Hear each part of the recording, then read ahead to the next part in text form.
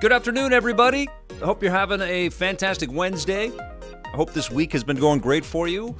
EPN plays Nintendo Switch Welcome Tour. I started to play this a little bit on one of the streams I did last week as soon as the Switch 2 came in. I don't know how Switch 2 gaming has been for you, but it's been just this avalanche of different ideas and different games. I've been going to the classic stuff off the Nintendo Switch 1. I've been playing all the Switch 2 software that's been given to me for review codes and stuff. But I've just been dabbling and doing little tastes, and I feel like it's time for me to just focus on one game per stream for a little bit. And of course, I've got the Switch 2 review that I'm percolating on and coming together with and finding, and shooting assets and getting all the stuff. I actually posted something. I took my Switch 2 to a park and I propped it up and got a nice little shot, and some squirrels came to check it out. I put it all over social media, which was kind of crazy. But I've been having a lot of fun with this machine, and I feel like I can't really give people my thoughts on the Nintendo Switch 2 without playing the Welcome Tour, because something tells me I'm going to learn something that I didn't know if I play this. Now, I haven't played much of this at all, and I know a lot of you have, so I welcome your input. But I also found when I streamed this a little bit that this was something that I really needed to concentrate on. So allow me to do that as I jump in and try to figure all of this stuff out. And I see you, Blue Mystic Ninja. I see you, Alpha Cat. Great to see you, Vic. Grovel, I see you. Cataclysm. I didn't forget to push live. I always give people a little bit of time to kind of find the social media links and join me here. Curtis Eric, good to see you. Good to see everybody. Oh, that's on Twitch and then on YouTube. PMP Games is here. Yes. Love you, PMP. He's talking about the level 3 stuff. It gets pretty tricky as you get going. Good to see you, JBJ. First to the key, first to the egg. Yes, a little Ready Player One for everybody. Omni Slash, DS Lightning, CC, Sheen Kennedy, B Brown, John Luke Corpus, Michael Santiago. Fantastic. Thank you, everybody, for joining me. JDaz15, or Judas? Maybe Judas? Magnavox is here. I Red Earth. Oh, this is amazing. Okay. All right. Well, let's play a little Welcome Tour. And I will do my best to progress in this game, and hopefully it doesn't stump me. Let's go. I've only done a couple of little things here. Good to see you, too. This is awesome. All right. Good to see you again. We hope you enjoyed your time with Nintendo Switch Welcome Tour. All right. The Nintendo Switch 2 insights have got to be hiding around here. Maybe I'll take a look over that way. Okay, so I checked that already. How Rumble works. Is created with magnets and electromagnets shift weight. The rumble of older Nintendo controllers is created by a motor spinning a weight. When it comes to Nintendo Switch HD Rumble and Nintendo Switch 2 HD Rumble 2, the weight isn't spinning. Instead, it vibrates side to side. This is similar to how some trains use magnets to levitate, allowing them to move at extremely high speeds. Vibrating the weight sideways makes it easier to make it rumble in various ways. Rumble is created using magnets and electromagnets. Okay. This is kind of wild that this is a game, isn't it? Okay. Are you interested in taking the Rumble 2 Insights Quiz 1 again? All right, let's take it again. Let me focus here, you guys. We're having tests already. We just started. What the hell? HD Rumble 2, question number 1.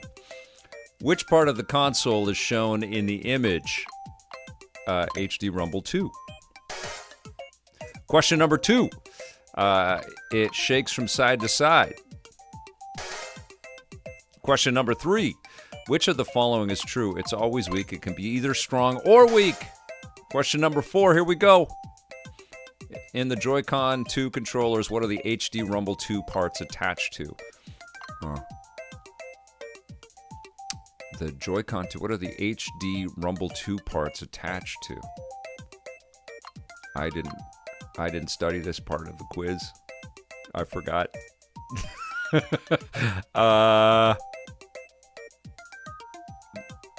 The plastic on the front? I don't think they're attached to anything, right? The middle part? I don't know. What one is it? Well, help me. PS Witch. Help me. I didn't read that one.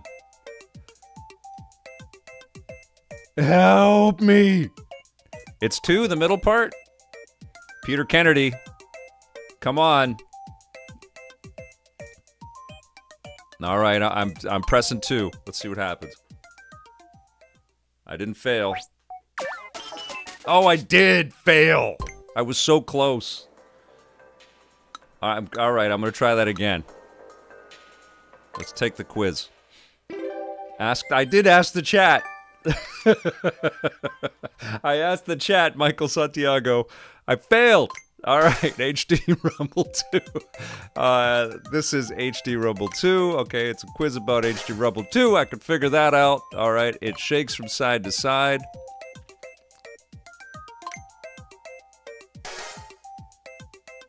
Is that right? Maybe it's not that. It can be either...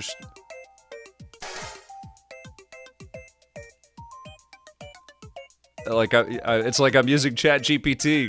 Yeah, or this is like Lifeline. Who wants to be a millionaire right now? I'm gonna say they're not attached to anything.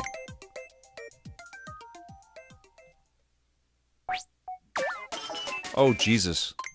Oh my Lord! What a... Okay, hold on. I gotta go study again.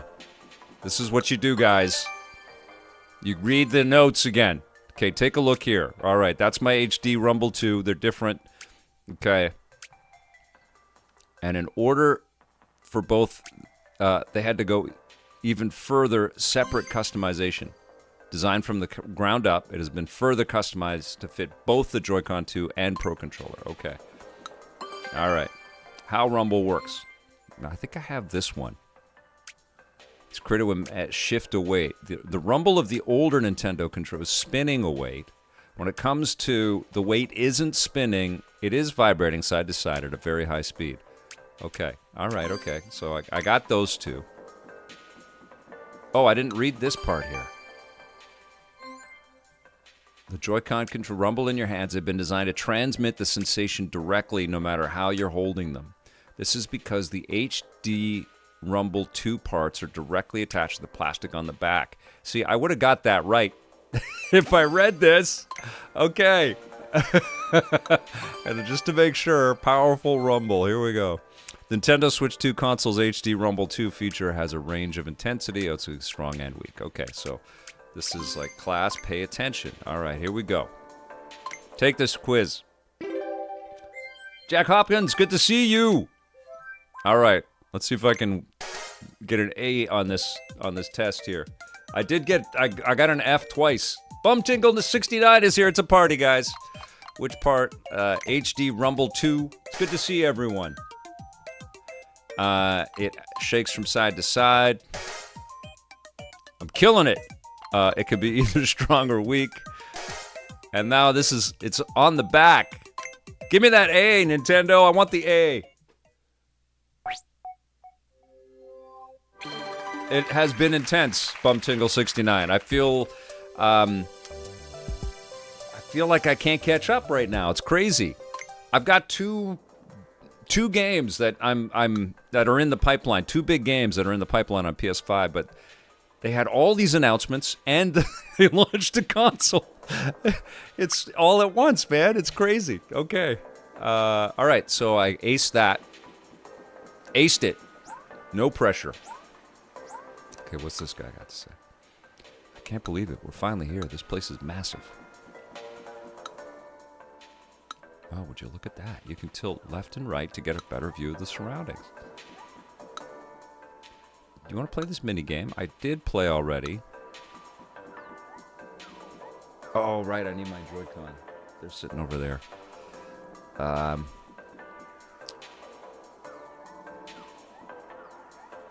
And I have 2. Okay. And I have this demo if I've got time. Oh, I've done that. I don't want to do this again. Okay. No thanks. I better go get my Joy-Con controllers. I forgot this first part is about the Joy-Con. So 1 second. Una más.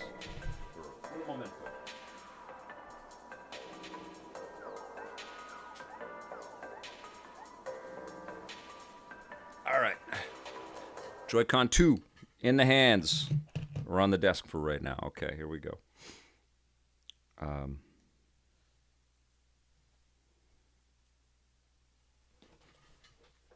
Grovel said, I told you it was the back, Vic. All right, so here we go.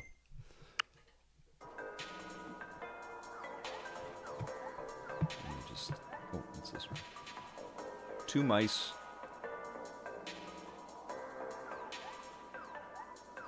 EP store idea, bumper sticker that says, my son, daughter is a welcome tour honor student. I loved it. Showed off the Switch 2 at work and probably convinced 5 people they need one. John Yomtov, that's awesome. Piss Fist subscribed for 23 months on Twitch. Thank you, sir. Thank you so much. Catalysm says, 74, it's always a pleasure watching you playing these games years after since your debut in this League of Legends game. Is always a pleasure seeing the progress and all the fun. I enjoy myself with every time I watch you on the old TV show on YTV. Actually, never on YTV. We were on Space and G4 TV and MTV Canada and the A channel stations, but never on YTV. And all the new VR stations. I was watching you on the old TV show. So, respect for all you. That is an incredibly kind comment, Catalysm. Thank you so much. You are the nicest. I appreciate that very much. Okay. DS Lightning 21 says, $10 and they test you? I play games to avoid tests. Oh, thanks, you guys. Watch G4 every day after school, Original Spoon. A-Channel brought you here. That's right, Finite. That's right. That was the Craigs. They were some of the first people to pick up the show back in the mid-90s, 95, 96. Incredible. D-Dub is here. Good to see you. Okay, so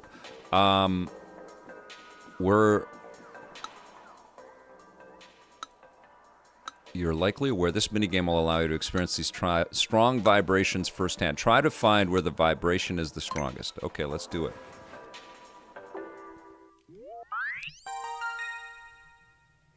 So, I have so many things on my desk right here. Okay. Now I have 4 mice because I have 2 computers and the Joy-Con 2s. I'm just going to move the controller off the little platform here that I have. Okay.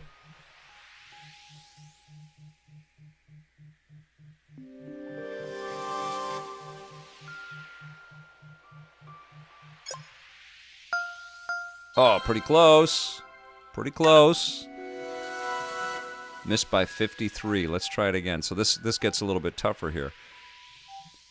I have to get within 3? Is that right?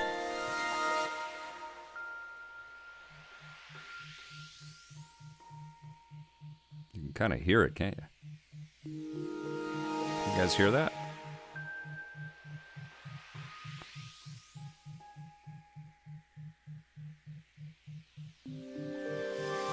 Let's see.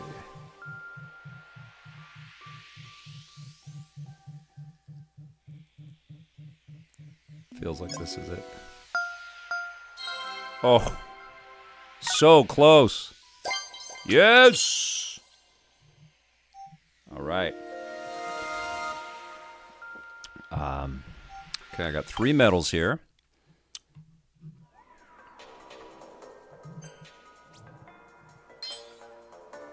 I'm not Nicholas Pickles. No, never met him. I Red Earth. Oh, Blue Mystic Ninja, thank you so much for giving us the shout-outs on Twitch, giving us all the different links out there. Appreciate you. Thank you so much. That's very kind. Getting some love from John Yomtov, too, who normally has that responsibility. You guys are amazing. Thank you. Okay, astonishing. You perfectly pinpointed the rumble's epicenter. I must concede that sensing strong rumble really is your forte. All right, okay. Now, what is this? For part 1, you had to move the mouse from side to side. For part 2, you will be expected to move both horizontally and vertically. All right, let's try it out. I did 2 of these, I think, so far. 2 axes.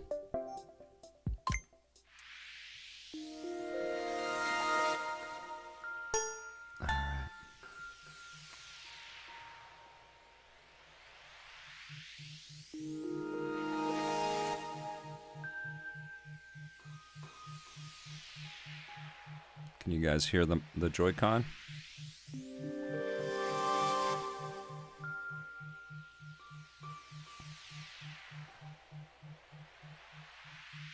It's pretty cool.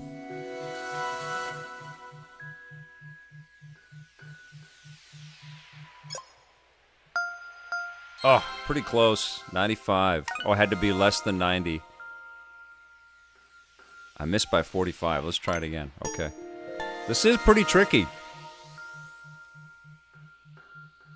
This is why I moved on when I was streaming a bunch of games. Like, you really have to concentrate.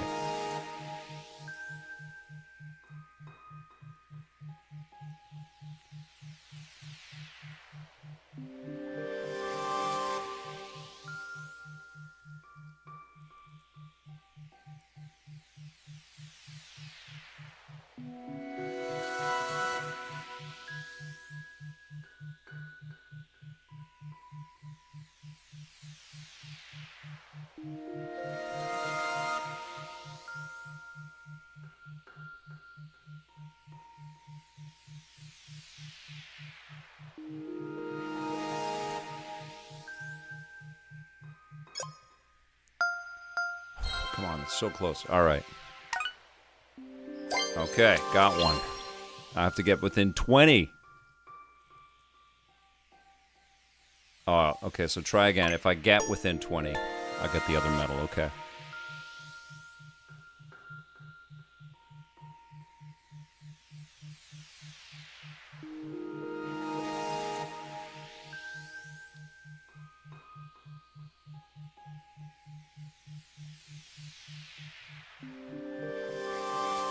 Kind of like tuning a guitar here.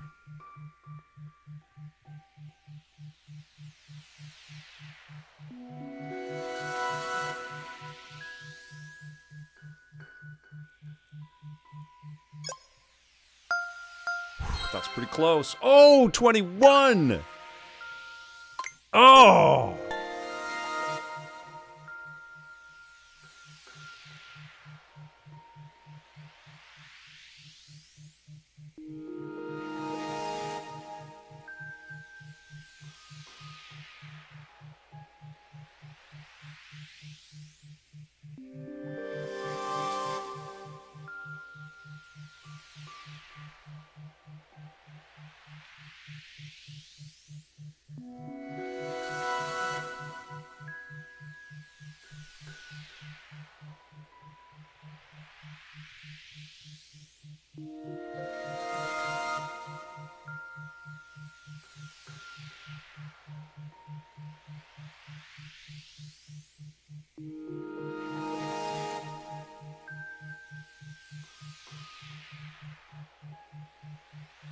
Come on. It's hard to find that perfect center. It's crazy. There, it's right in there somewhere.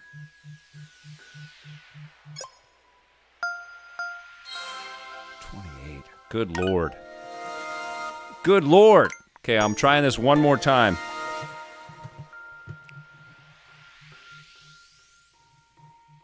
I don't know what the secret is.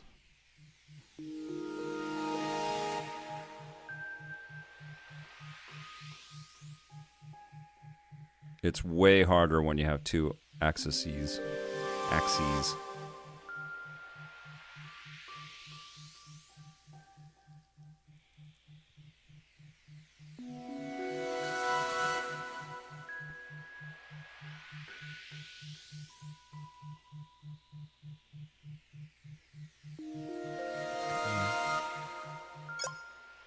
Oh, I didn't. Oh my God. Okay, I didn't mean to press it, but I got it. Wow, okay.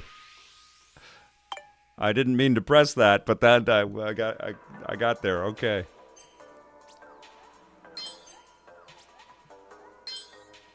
All right.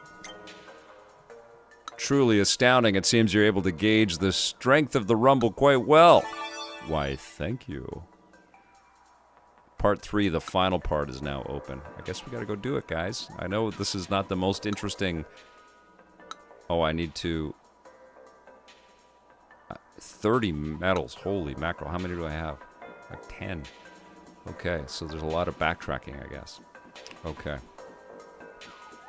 Alright, let's see what I have to do to get across here. What do I do here? Gotta get some stamps. Okay. Okay, so let's go back here. John Yamtov told me what I had to do, but I was like, I was buzzing on all the games that were in my playlist on the Nintendo Switch 2 when it just came in. So I think it's this. Mouse sensors. Okay, a little tricky. A mouse sensor is located on each Joy-Con 2 controller. This is one right here. Okay.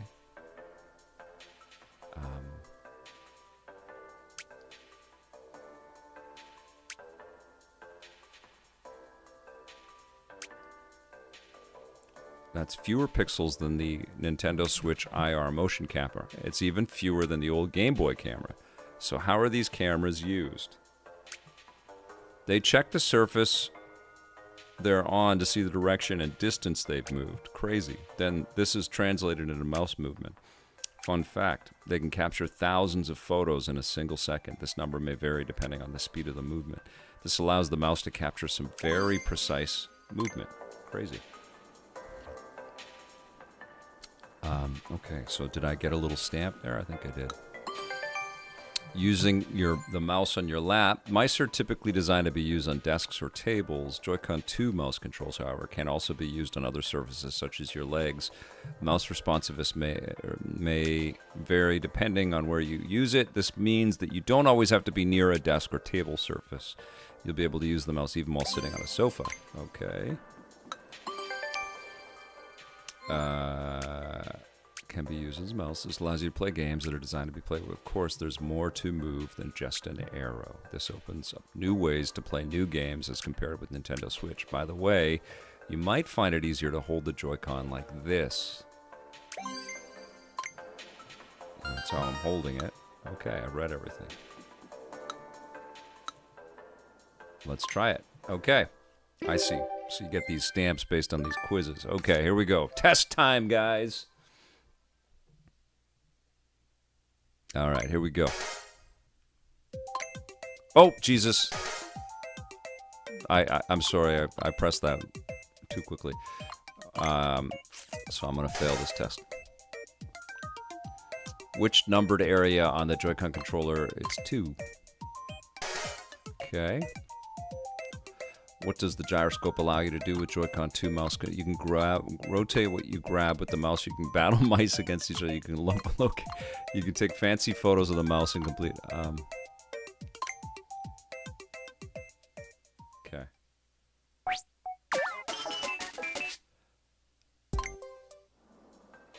That's why we're playing this today. Finite on YouTube says, so I bought a Switch 2 and they want $15 for a full manual. This game.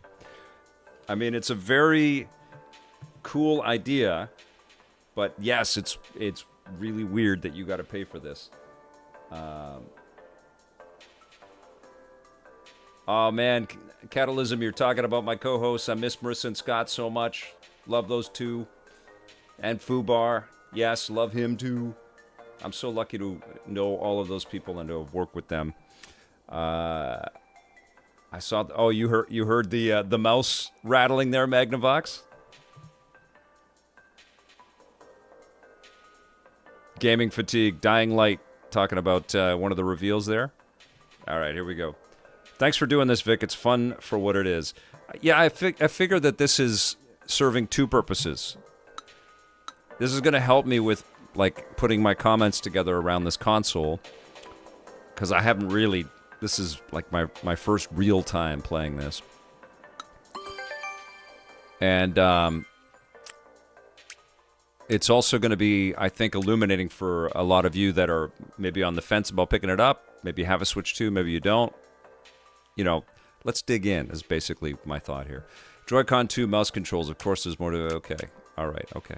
I read all this. Okay. Close. All right. So let's not press anything until I get asked a question. Okay. Here we go. 4 questions. Question 1.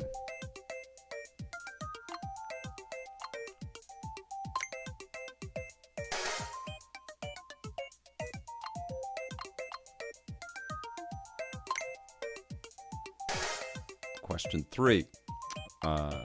2. Question number 4.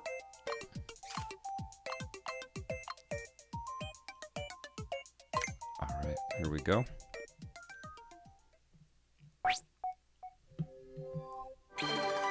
Gaming Fatigue says, thanks for buying this so we don't have to. Actually, Nintendo sent me the Nintendo Switch 2, the console, to review the machine and the games that are going to be coming my way from them and from other people. I've been reviewing games for 30 years, so I've got relationships with studios all over the place. So they send me code, and so this was one of the codes that Nintendo sent, along with Mario Kart World and some of the peripherals. I'll be talking all about that in my review of the console. But I do get sent this stuff, and that's because this is my job. This is what I do for a living, is review all of these different things. And I've been lucky enough to build a nice long, thanks to all of you, a nice long career doing this exact stuff. But I am also a massive fan. Otherwise, I wouldn't have created the Electric Playground to begin with. But no, I did not buy it. I will tell you, and I always have to remind myself, and I always have to keep this in my mind, that these things cost real money and they are real decisions for people. And more than that, I think even now, because it's so saturated with so many cool things to spend our time on. Like, I've been covering entertainment for 30 years and games and like all kinds of stuff.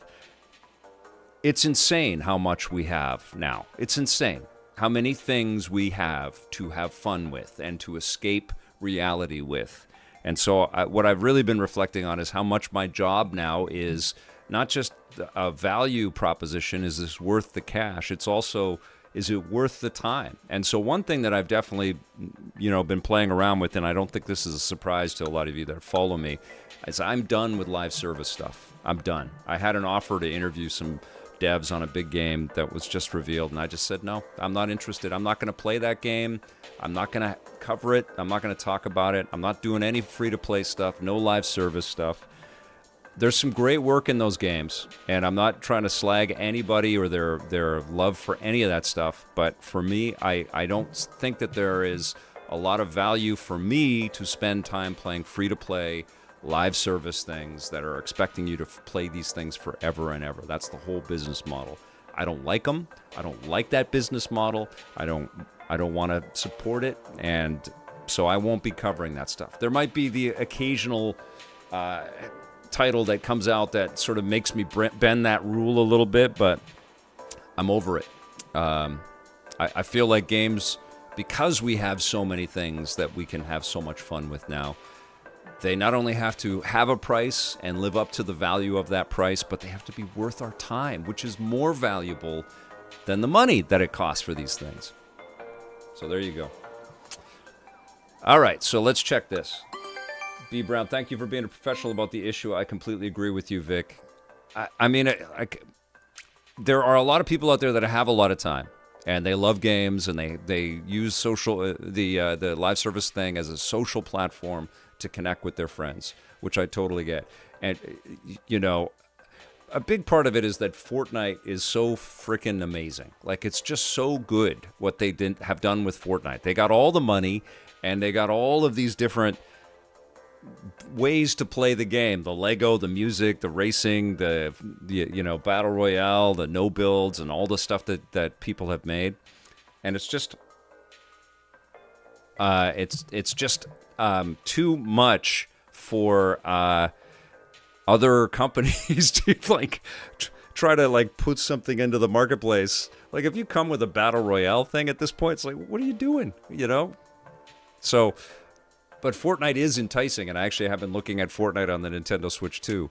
And so I get it.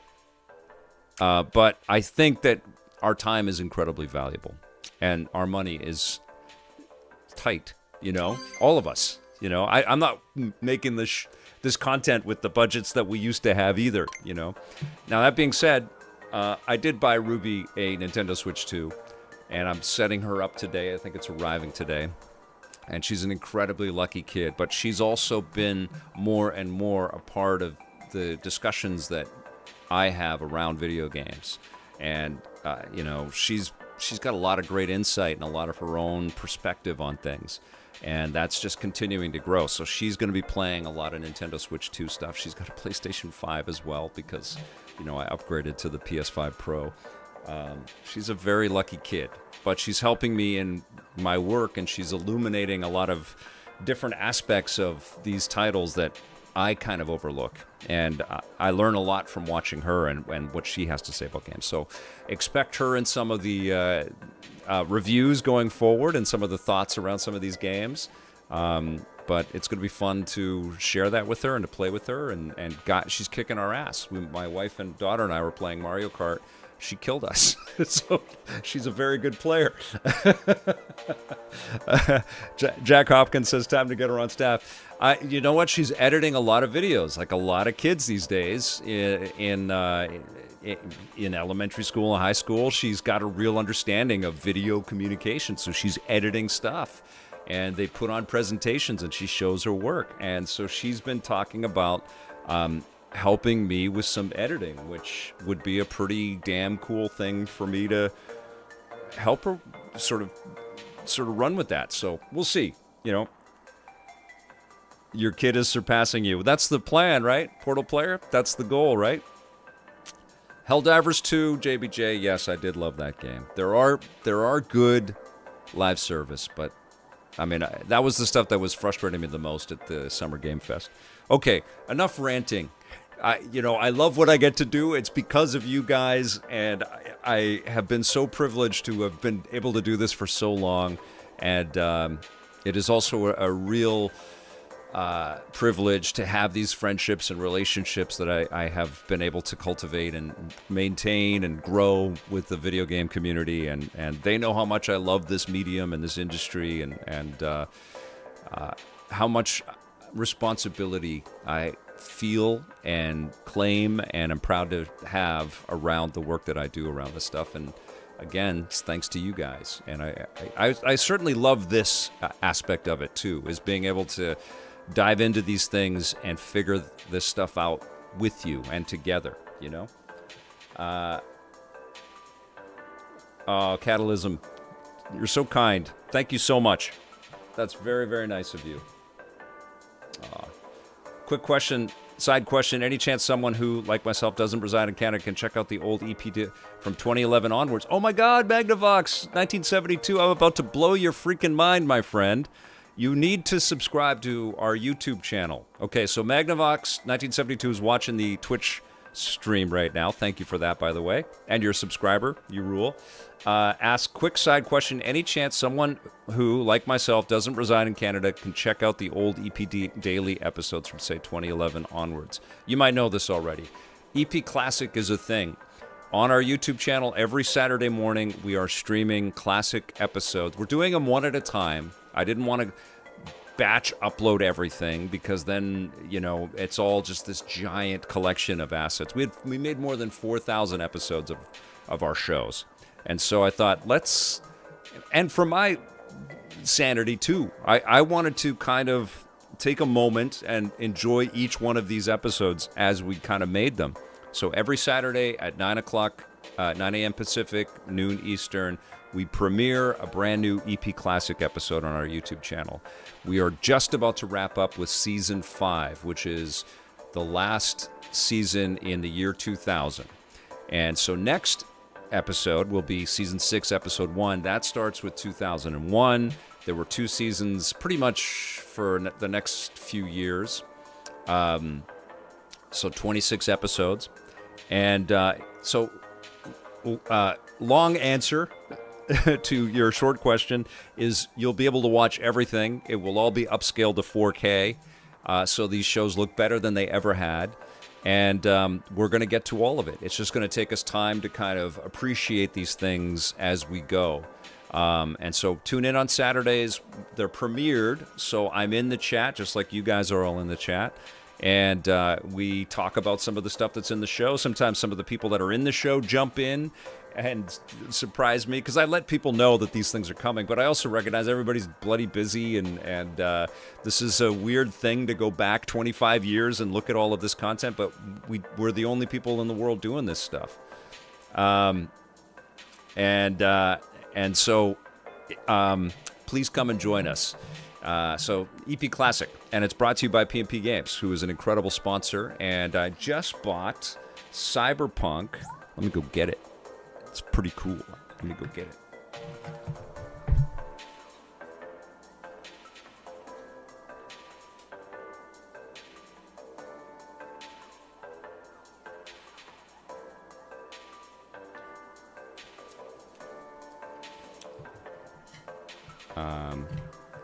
I just bought, because I wanted I didn't know what Nintendo was going to send. You know, they didn't send reviewers hardware and software until basically launch day. That's why I was streaming last week when I got it. But so I bought Cyberpunk 2077 for the Nintendo Switch 2.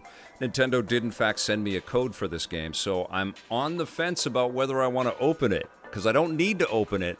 But the whole game is on the cartridge, and there are very few Nintendo Switch 2 launch games where everything is on the cart, because Nintendo had a couple of pricing strategies there. So there's key cards where you download everything, and on this cartridge, the entirety of Cyberpunk and all the DLC, Phantom Liberty, and all the other extra stuff, all on the cartridge. So I thought that was a pretty cool collectible, regardless if I got sent a code or not, and I bought it through PNP.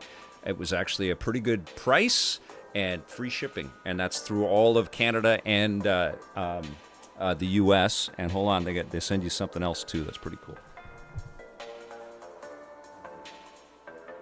They send you a little PNP sticker. So I love those guys. I love them for, they're just a great place to shop at, but I of course love them for supporting this project of putting EP Classic out into the world. And hopefully soon we'll have some news on reviews on the Run Classic as well, because of course we had 2 shows running for a long time. Okay, so yeah, subscribe to youtube.com/EPNTV if you are not. Vic, you're going to make me spend another $100, aren't you? That's not the goal. It's not the goal. But I figure most of my review software, it's codes, because the companies, I'll tell you this. We used to get all the cartridges and all the CDs and everything from the companies, the DVDs and the CDs, and the Blu-ray discs. Because digital distribution was still coming on as we were making the show, right? I mean, God, I've been doing this so long. There was no Google Maps, so we would have to print maps off of the internet and be looking through reams of paper, racing to a game developer that we'd never been to before. We were late all the time, and finding places to call. And anyways, so now I get all the codes. All the review stuff that I do is it's download. It's all digital. I'm part of that digital generation now, which makes a lot of sense, because when we used to get the discs and the carts, they would always come in, at the 11th hour, and we had deadlines of making the show and shooting the reviews, and it was always stressful. So the codes make everything a lot easier. But I had to get one at least for the Switch 2. I like the box. They did a good job. They didn't put any extra crap on the front. It's just a nice collectible. I'm glad I have that. All right, my family moved from Ottawa to Nanaimo with directions printed off Microsoft Road Atlas, 1996. Jonathan Brown says, that's awesome. Okay, all right, let's get into this game here a little bit. That was a nice detour. I love you guys. I'm so glad you're all watching, and I appreciate your support so much. You have no idea. All right, here we go. Let's check this. I got a stamp. Boom. Okay. Oh, wait a second. I got to read these things. 1 second. Okay. Attaching and detaching Joy-Con is easy. To detach the Joy-Con 2 controllers from the Nintendo, okay, simply press the release button. It's taken me a little bit, I have to be honest, because I haven't I've played a lot of Switch 2 in the dock mode, so these things have just been attached. So it's taken me a few times to kind of elegantly pull these off. And the way that you do it, they just showed it in that little video. This is pretty cool that they put all... It really is an instruction book, isn't it? You pull... They're like little triggers. You pull the little trigger and then you let it go. You can see there's a little tiny button that pops up right there. And it kind of releases. Can you see that? Probably not. Okay. Okay, so you pull the triggers and you pull them off the stand there, off the console. You're able to detach them even if the console is in the dock. What's more, you can detach each one with a single hand to attach the Joy-Con controllers. And then, of course, they snap into place because they're magnets. Okay.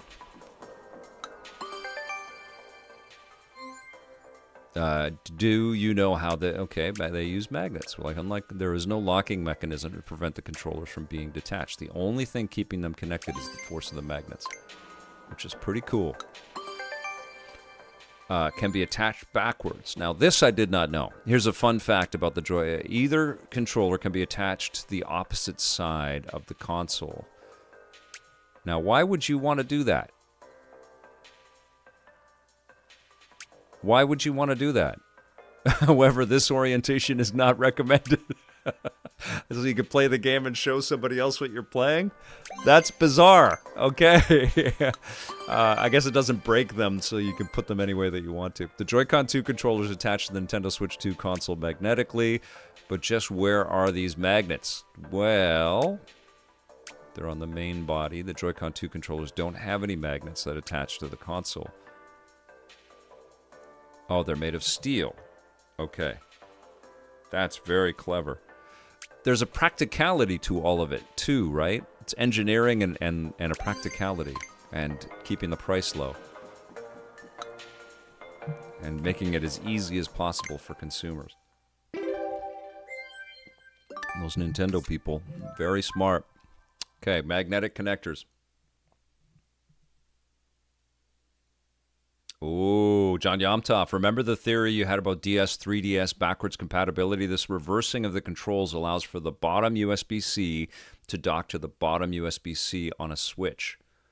Brother, I think we're going to do that. I think we're going to be connecting our Switch 1s to our Switch 2s as an option for when they add 3DS and DS to the Nintendo Switch Online stores.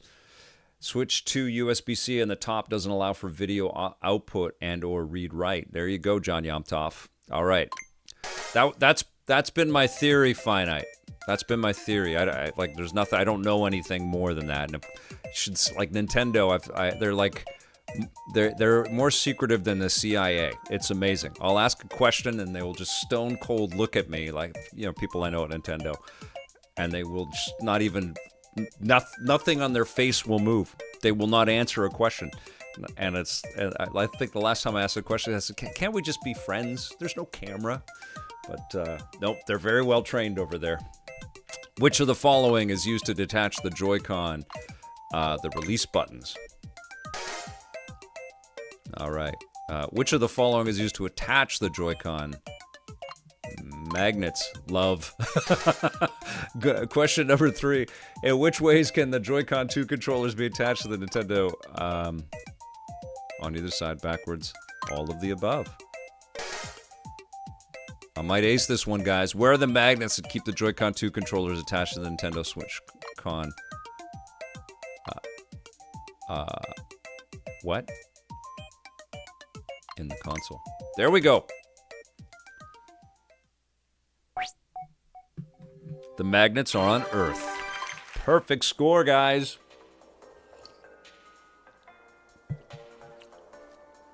I hope so, I Read Earth. I Read Earth on Twitch says, oh my God, so new players would be able to play the original The World Ends With You as intended. Could you imagine how freaking incredible it would be to have the Switch 1 as the bottom screen of the 3DS or DS and have everything upscaled? Woo! Please make that happen, Nintendo. It would be heavy, though. John Luke Corpus, allow me to concentrate. Okay, let's see.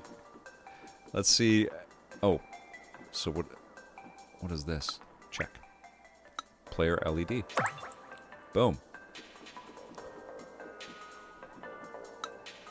Oh, I see. So all these things pop up and I gotta get the little stamps. Understood, understood. There's a... It's like a PSP game that this kind of reminds me of. What the hell am I thinking about? Is it Echochrome? Okay, here we go. Magnetic connector. The mechanism attaches the Joy-Con 2 controllers to the console. Yes. We're flying now, guys. We're getting stamps like crazy. Jack Hopkins, is it Echochrome? Right?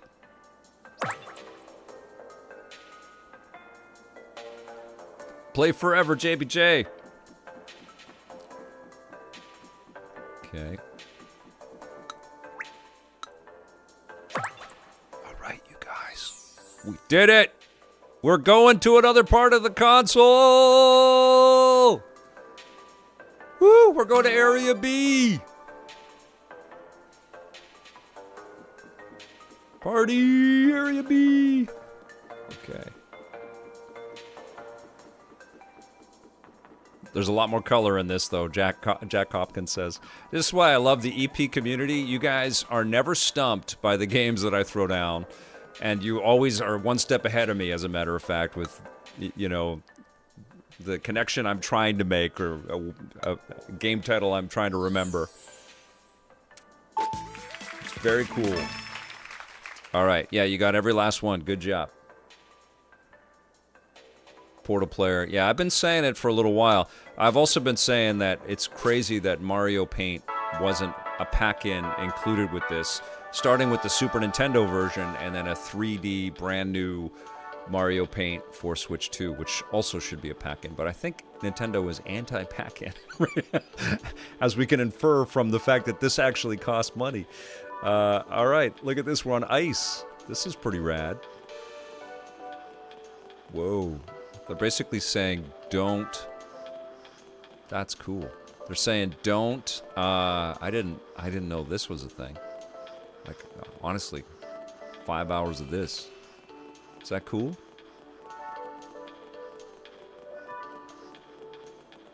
You could actually make a pretty cool skating game. I know they put skating into lots of games. It's pretty rad. Okay, what do we got here? You already got 2 medals. Go you. Then we consider this demo. Boom! Open for business.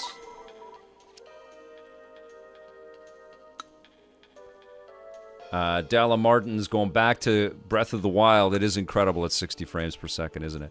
Explosions, nightscapes, all that good stuff should look nice and shiny on the screen. This particular HDR demo lets you experience fireworks. It should feel like they really pop.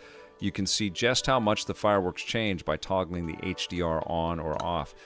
I've been instructed to tell visitors that the brightness will depend on your TV's. I have this running through a capture card.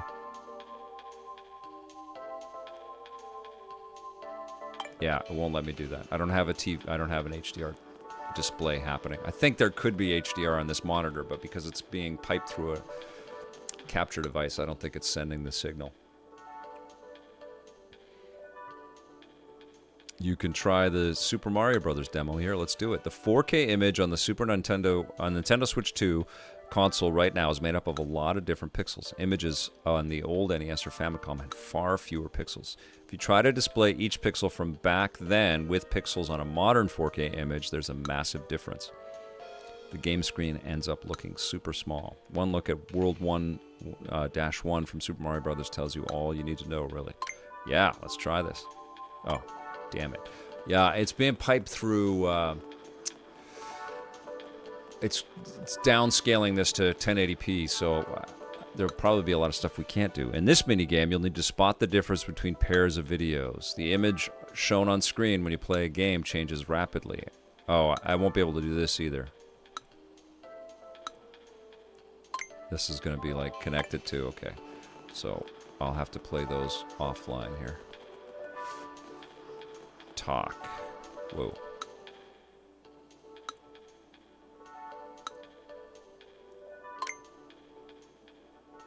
Console screen insights. All right. It's touch screen. Nintendo Switch 2 console screen does more than just display images. It also has a touch screen that you can use with your fingers. It's designed to recognize where you touch the screen. When you're touching with two fingers, it can tell if your fingers are close together or far apart. This all might be familiar already, but there's a little more to this. The Nintendo Switch 2 console's touch screen can tell the position of up to 10 fingers at the same time. Wow, okay. Less choppy. Here's another thing about the Switch 2 console's screen. It can make games feel less choppy. You can also say the screen is VRR compatible. VRR is short for variable refresh rate. When you're playing a game and a lot of characters appear on the screen, the frame rate can become choppy. Here's what's happening. It takes a little longer than normal to draw each picture. Because of this, the pictures aren't ready in time for when they're meant to be updated on the screen. So if the image has been changing 60 times every second, even a slight delay would skew the timing. You can see why a game might feel choppy. So in games that support VRR, the update rate can be changed on the fly to match the image completion rate.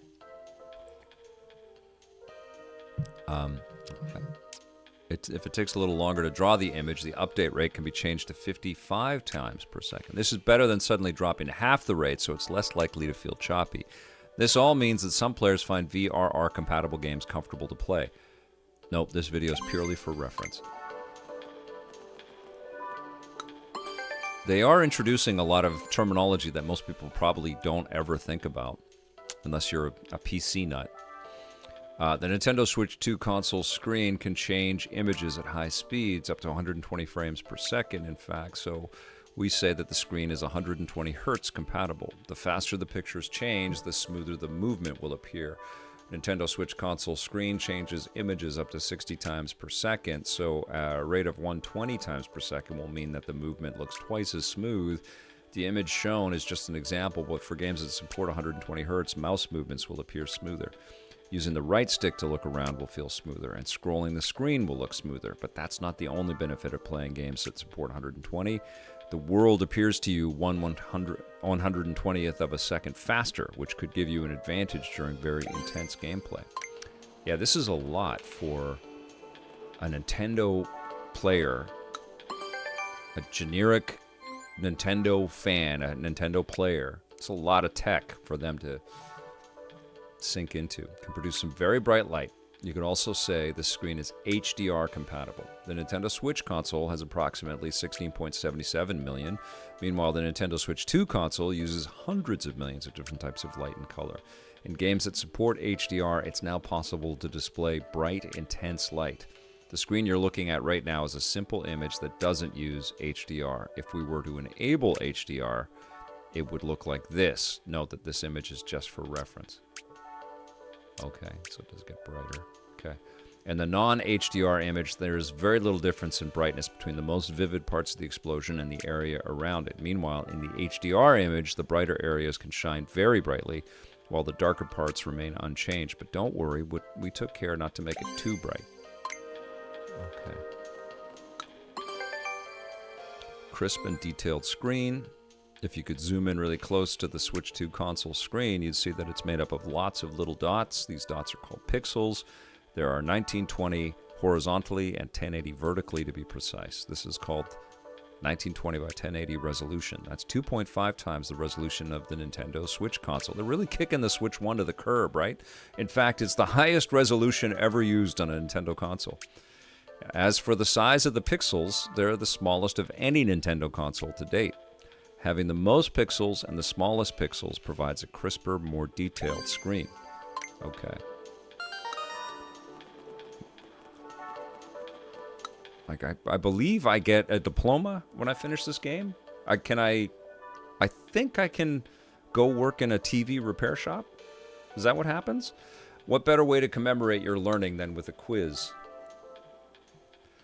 Would you like to take the Console Screen Insights 1 quiz? Try it out. Yeah. It really is Digital Foundry the game, isn't it? It's amazing. Console Screen. All we need is John Linneman's face to just pop out and say, exactly. That's right, Nintendo. All right. The Nintendo Switch 2 console screen is made up of lots of tiny bits. What are they called? Pixels. Question number 2. What can the Nintendo Switch 2 console screen display by enabling HDR? Bright light. What is the maximum number of times the Nintendo 120? Pickles! Which feature is the Nintendo Switch 2 console compatible with in order to make the screen feel less choppy? VRR. These are all helpful ideas, actually, for shopping for a new TV at this point. 10. Read the quiz notes, you guys.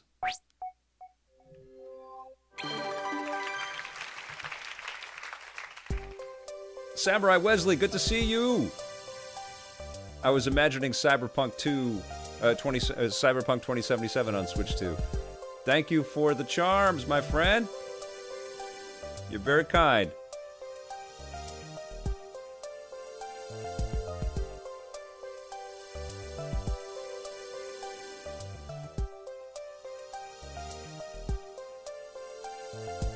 Magnavox prefers the 24 frames per second over a 60 frames per second upscaling. Is there an option to switch between the two games? And oh, that's interesting, Magnavox.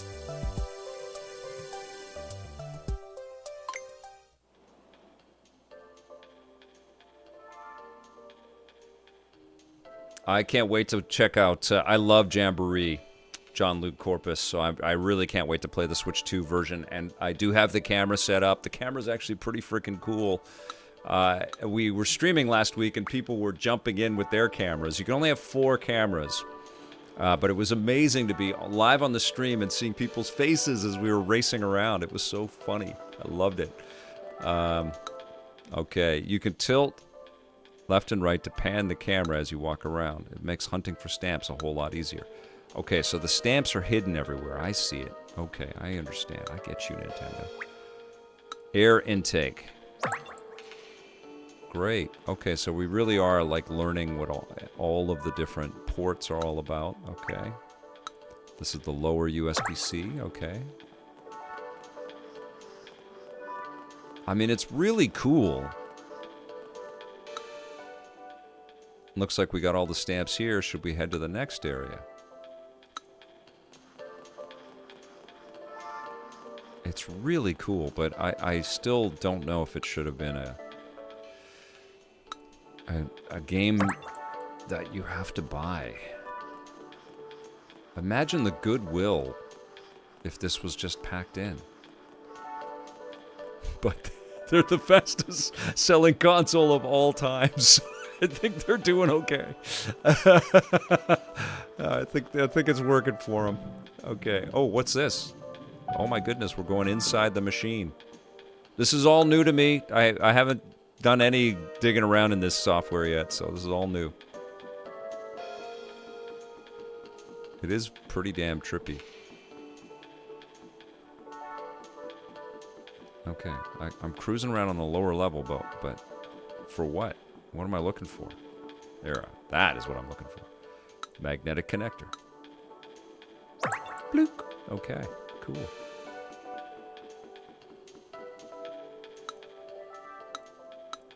You know, we would freak out if there were little people on our Switch 2s. We wake up one day and there's just like tons of little people skating on your screen. What the hell would you do? You'd just get a fly swatter out? Just make bloody little mess on your Switch 2. Little dead little people. I have some weird dreams tonight, guys. That's why we're watching this. No need to buy this DS Lightning.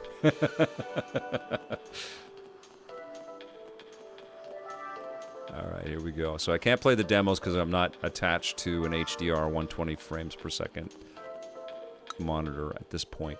There sure are a lot of stamps on the edge of this area, huh? I don't think there would be this many. Okay. Thanks for the hint. Air vent.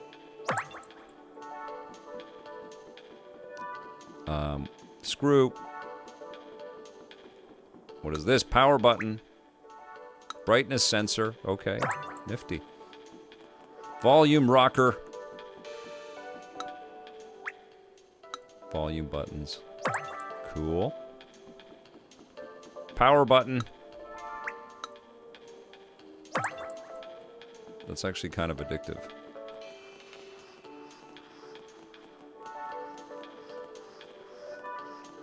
Alright, here we go.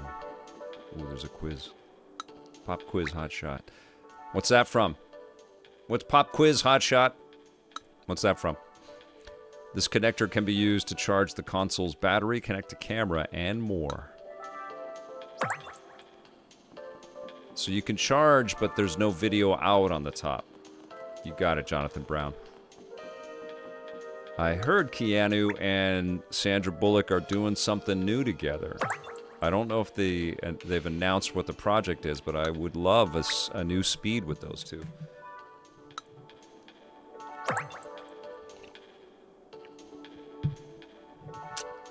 Tony Konami Curran, what's cracking, bro? Good to see you. Oh, that wasn't to me. That was to flip the score. Good to see you. I was playing Wind Waker with my Wavebird on the Switch 2. That's 2025 for us. That's the craziest thing, right? Like, we can use old technology, play classic games in a myriad of different ways, and they're still super fun. Plus, we have all this new stuff. And when you think about it, it's kind of like streaming, right? Like, we all had big collections of DVDs and Blu-rays and all that stuff, and now it's just like toggling through apps, and there's just this endless buffet of different choices. But when we were playing those classic games back then, there was already a history, and we talk about the history of games in our historically, our EP history all the time, which is pretty funny. We reference classic arcade stuff and interviewed tons of people like Nolan Bushnell, who was the founder of Atari, in our first season, which was pretty cool. But it wasn't that easy to play those classic games back then because they had RF inputs and things like that. But now it is. Now you can go back to anything and play it, you know? And the classic stuff is still fun today. And so that's part of the ingredients of how busy our time is, you know, with all of this entertainment. You can learn more about the Nintendo Switch 2 console right here. You'll learn about the particulars of the stand, such as why it's U-shaped. I would like to know that. I'm interested. Certainly. Here are the stand. As you can see, you only have to make one stop to read these. Oh, it's just one thing. And is there a quiz? There's a stand on the back of the console. You can use it to prop up the console. The angle that the console sits at can be adjusted freely. Starting from a fully closed position, the stand opens up to 150 degrees. You can fix it and place it at any point within this range. Much better than the first one. Remember that little dinky one on the Switch 1? Nintendo Switch 2 console stand has a different shape from the Nintendo Switch consoles. The OLED model is pictured here. For Nintendo Switch 2, we've made it U-shaped and left more space in the middle. This allows us to make the fan and battery bigger and add new antennas. As a result, the console is now able to perform more calculations. One more thing about this stand, it's made of an aluminum alloy, which is very light and robust. It's about as light and robust as a material known as extra super duralumin, which is used in airplanes and spacecraft. Crazy. All right, so we've got lots of little factoids. Let's go and take this quiz. Let's do it!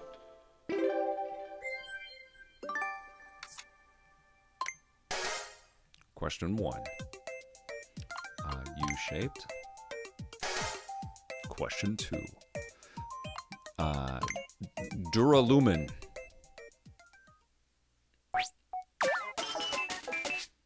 What?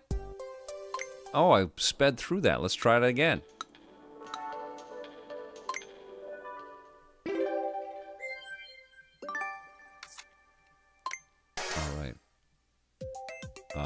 U-shaped.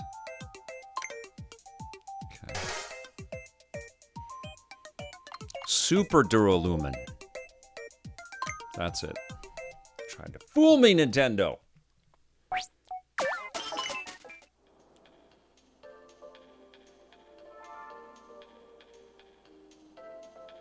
I still got one question wrong? What?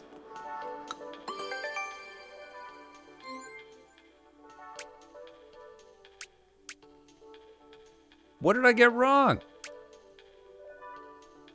It's Duralumin, isn't it?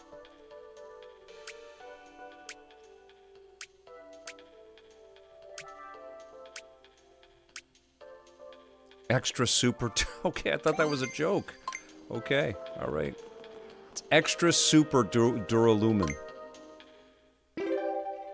It's extra super. Who says that? No! Jeez. I'm tapping the A button to go forward. Sorry, guys. It's Benjamin. Benjamin is the material. I'm 16-bit and says you must now forfeit your Switch 2. This is, it's like Squid Game here, right? You just take the Switch 2 and shoot it. All right, let's take the quiz. Let's do this properly. So stupid, gosh! All right, let's do it again. U-shaped. All right, extra super Duralumin. That's a mouthful. All right, acing it. Yeah.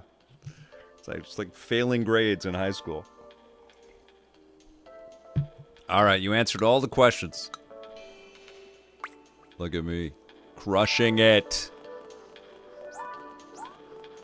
All right. We got more stamps to get, guys. What is this? What's the grant? What do I do here? Okay. I can't do that because it's plugged into the dock. That's cool. Oh, let's learn about the speakers. Cool.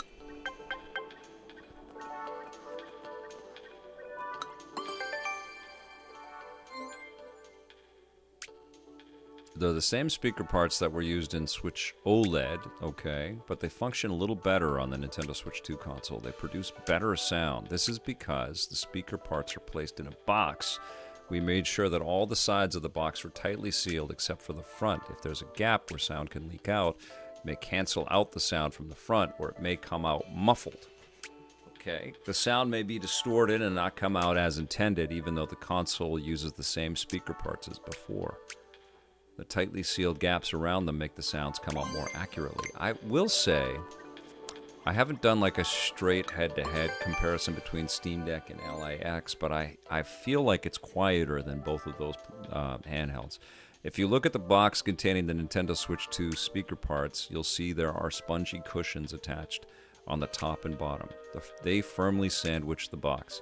Because of this, other parts won't shake around along with the box. Okay. If the other parts were to end up shaking, the sound would get muddied and wouldn't come out as intended. Okay, I think I understand that. All right, playing data-accurate sounds. The speakers are parts that turn sound data into sound, but when that sound enters your ears, for various reasons, it doesn't sound exactly like the original data.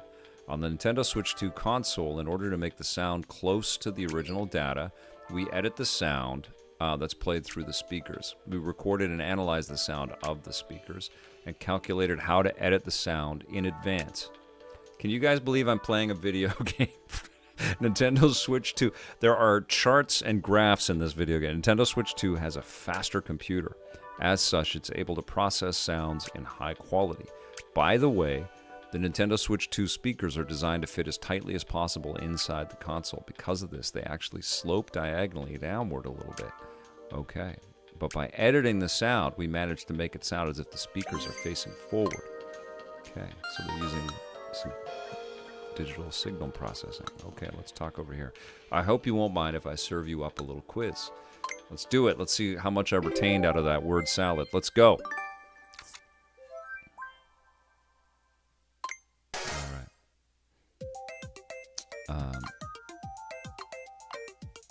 Okay. Question 2.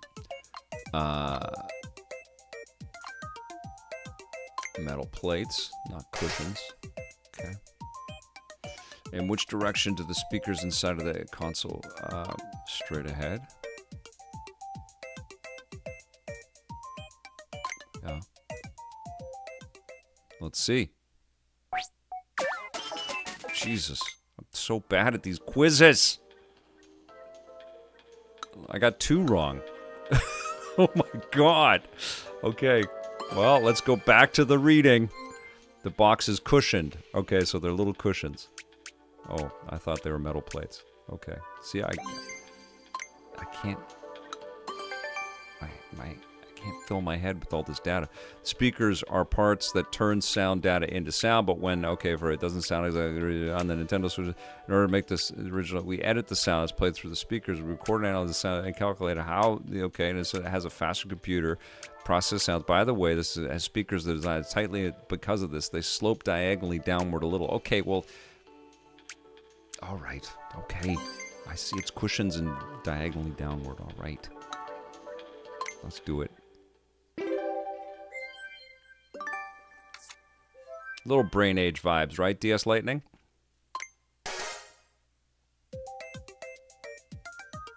Okay. It's tightly sealed on all sides but the front. Alpha Cat, at least we are learning. We are learning, right? Little cushions. Okay, I thought that was silly, but they're little tiny cushions. And it's diagonally downward, but it's slightly diagonally. But I crushed it. Let's go. Abby Jabs, thanks for the subscription. 15 months. Woo! You are the best. Thank you so much. Whoa, you got all the answers right. I know. I'm as shocked as you are. Give it up for our new rising star. Woohoo! You're like a pro at speaker trivia. Okay. That feels condescending. You're just making fun of me now. Are you enjoying the insights quizzes? I kind of am, but they're also making me feel dumb. Looks like you've taken quite a few. If you'd like, I can share another insight with you. Sure. Would you like to hear one? You can change the mouse sensitivity in the system settings. The level of sensitivity you choose will be reflected here in Nintendo Switch 2 Welcome Tour. So feel free to customize the cursor speed if it'll help with some of the mini games around here. Okay. Let's go skating. It's so free on the screen. Woohoo. Anybody know any skating terms? I don't know any skating terms. A pirouette? Is that one? Woo! Alright, let's go. There's a... air intake, lower right. What do we have here? What do we have here? Let's go back over this way. Triple axle! Yes! Kind of doing that. Very slowly. How fast I'm rocking. Oh, I fell! You can actually fall! That's awesome.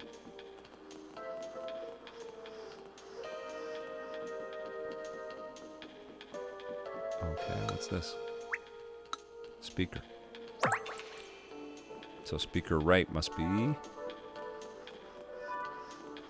on the bottom of the switch right here.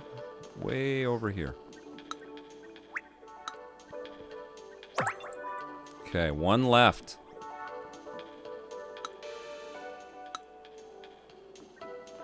Where's the list? Okay, the touch screen is one of them.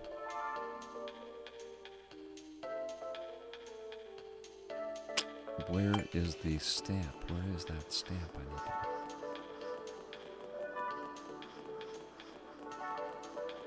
it's kind of a trip.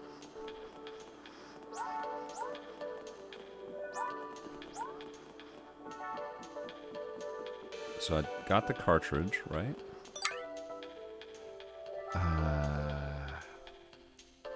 Power button, air vent, USB touchscreen.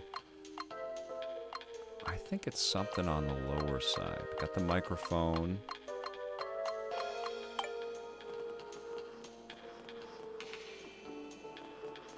Did I get the other USB?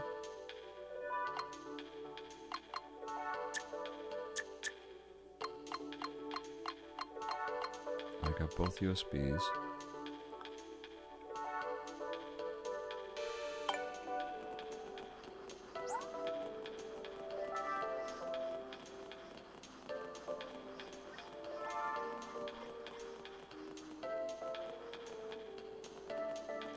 John Yomtov, they saw the PlayStation Museum in Astrobot and took it personally.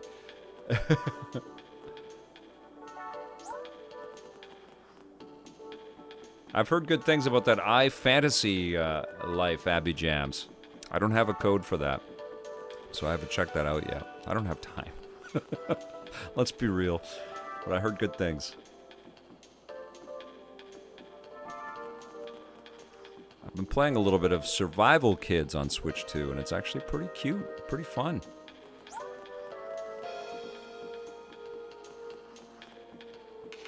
Okay. I got the touchscreen, Dan. It's right there.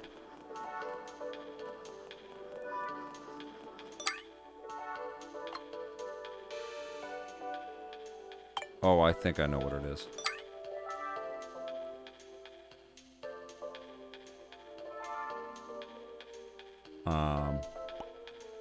Magnetic connector on the right. There it is.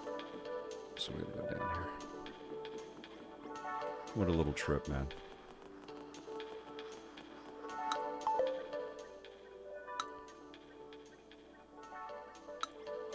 What? How do I get down there?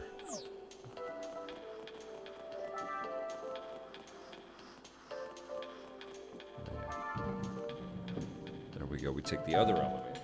Okay, let's see.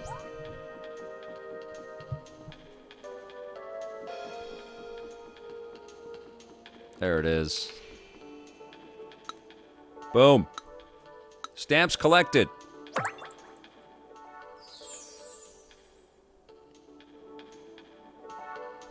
Now I can go over to area L.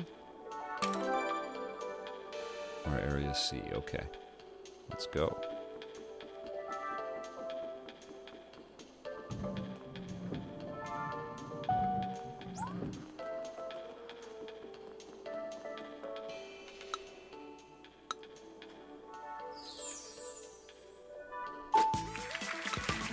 Cool. Okay. Oh, so they've got a fast travel on your Nintendo Switch? This is so surreal. Joy-Con 2.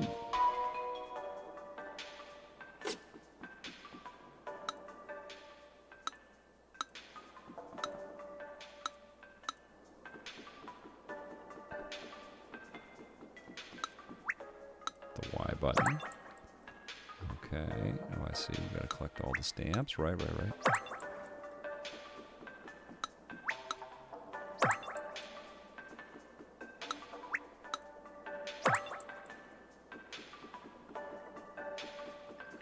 John Yomtov, I'm kind of enjoying it, Lester Brown. Thanks for asking.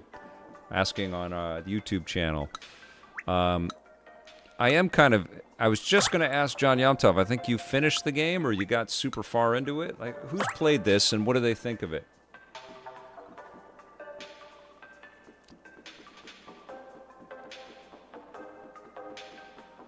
There's the D-pad. Okay, cool. Shoulder button. Now, how do I get down? Oh, I have to go down these stairs. It's so echochrome, isn't it? What is this? Oh, right, there's little hidden things. Right. I forgot about that. And I think I ran over something over there. There was a handkerchief. Going back over here, guys. I forget about that. Wasn't there something way over here? Yeah, right there. Oh, you can only go one at a time. Okay. All right. Okay, I see. Samurai Wesley, this game is so wonderful. That's cool. I'm glad you're digging it. It is trippy. I do think it's cool. Still not convinced that it... oh, wait a second. I'm still not convinced that it needed to cost money. So you can fast travel. And then I had to go over here to return something. What a trip this is. Okay, there you go. So I found some glasses. Take those back. Booyakasha. Okay, and then I can go back to the plus button. Okay, cool. That's pretty good. Fast travel is legit fast. Now let's go down here. Oh no, back to the... what's down there?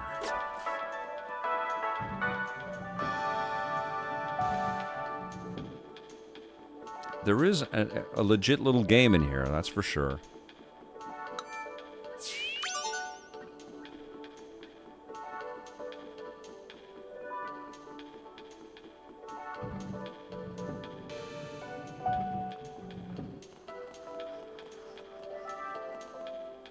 Texas B says on YouTube says, "Yep, probably should have been included, but I'm actually enjoying this way more than I thought I would. It's goofy in a fun Nintendo way."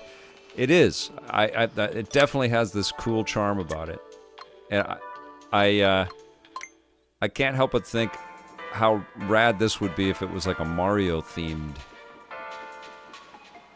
little experience. You know, like Mario takes you everywhere and teaches you about the console. But this is cool too. Okay. So let's go back to...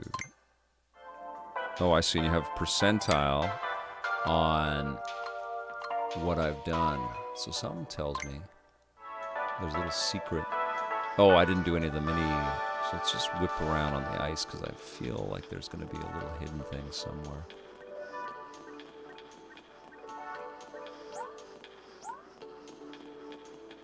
I got this over here. Okay.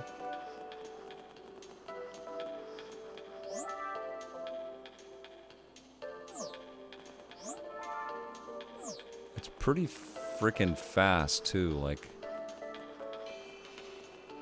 it all loads pretty quickly. Oh, I didn't take these quizzes. Let's do these.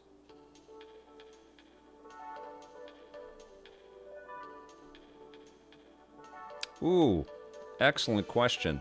Jack Hopkins, do you think they used Game Builder Garage to make this? I think they probably could have, right? Sam I Am 111 on YouTube asks, be a separate purchase and not a pack-in? Oh, if it was Mario? The console's chip, I certainly still feel like this should have been packed in. The console's chip is designed to make voices easier for you to hear. If some people are quieter than others in game chat, it might make them difficult to pick out. The chip automatically makes it so that each voice can be heard at roughly the same volume. Of course, some people are naturally going to sound louder than others, but even more importantly, voice volume differs depending on the mode. In handheld mode, the console will be close to you, delivering sound straight into the microphone. In TV mode, however, the dock can be relatively far away, which means the mic may have trouble picking up sound. Whether someone's up close in handheld mode or sitting on the sofa far away from the TV in TV mode, you'll be able to hear people's voices at about the same volume. On top of that, even if there are several people in front of the TV all talking loudly, the chip takes account of their individual voices and balances out their volume. That's very impressive. And I was really blown away, honestly, when we had Game Chat running on the stream last week, and everybody came in pretty clear. We are in the Switch U campus, aren't we, John Yomtov? It's crazy. The console's chip is designed to make voices easier for you to hear. One way it does so is by removing game sounds that the microphone picks up from the TV or from the console speakers. The video is purely for reference. If it didn't do this, it would be hard to hear what's being said in game chat as people talk back and forth. it can get noisy with all those overlapping sounds. Noise that gets re-amplified like this is called feedback. The chip does its best to remove these game sounds and prevent feedback, although realistically there can be all sorts of sounds coming out of a TV. These sounds can vary depending on the TV and the specific setup in your home, so removing them can be difficult. For that reason, game sounds are also sent to the chip. The chip selectively removes these sounds based on the sound quality and acoustics. Okay, that's fantastic.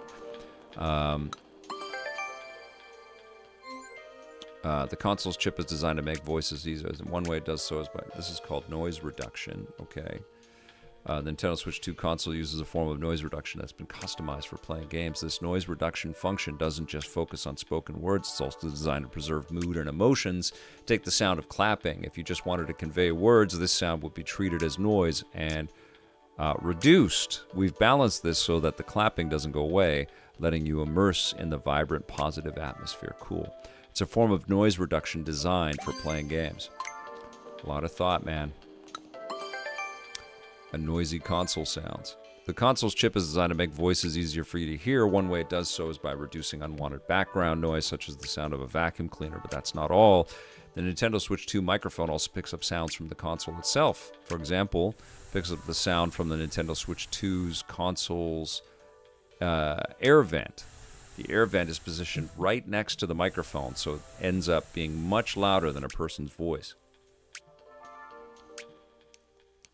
It even removes the snipping noise that you can hear when you attach the Joy-Con 2 controllers to the main body. It's been designed to reduce as much external noise as possible so that others can hear you. Very impressive.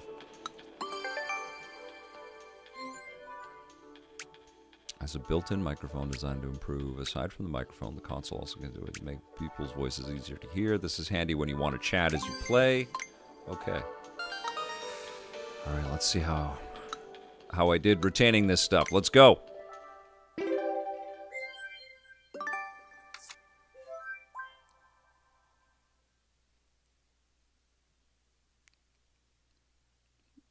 Hobo Primate, that's a very kind comment. Thank you so much. Thank you for supporting me and for being here. And I appreciate that very much, my friend. That's very cool.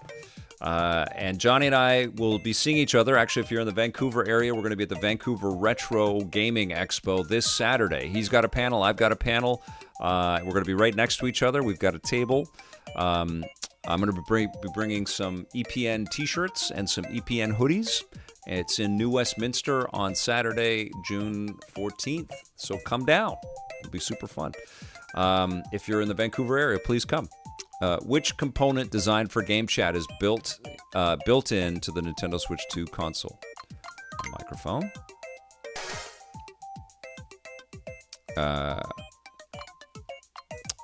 Is not removed. Clapping. The chip there that's designed to make voices easier for you to hear removes a buzzing noise from the Nintendo air vent. A fan. Where does this noise come from? I better not screw this up. The chip in the it's called feedback. Okay. I think I'm going to ace the SATs if I get all these right here. Let me see. The chip in the Nintendo Switch 2 console that's designed to make voices easier for you to hear balances out which aspect of people talking in game chat. Right. Let's go. Yes.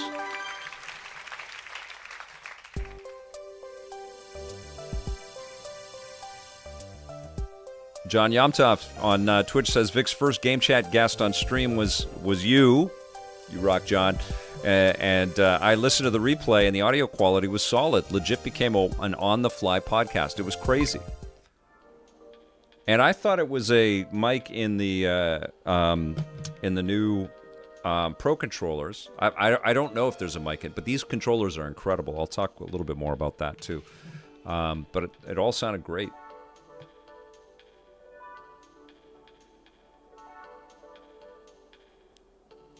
Hobo Primate, I hope somebody puts some of that together. That'll be super fun. And we'll miss you. Where do you live? Actually, let me know in the chat where everybody's tuning in from. I always like to see where people are watching and where they live and how's the weather where you are. Masterful. A flawless victory. Thank you. Flawless victory. All right. You know what? I'm going to bounce over to the right. We'll come back to this on later and do the rest of the quizzes. Let's go into the Joy-Con 2 and see if I can play any of these. Oh, I have to walk over there.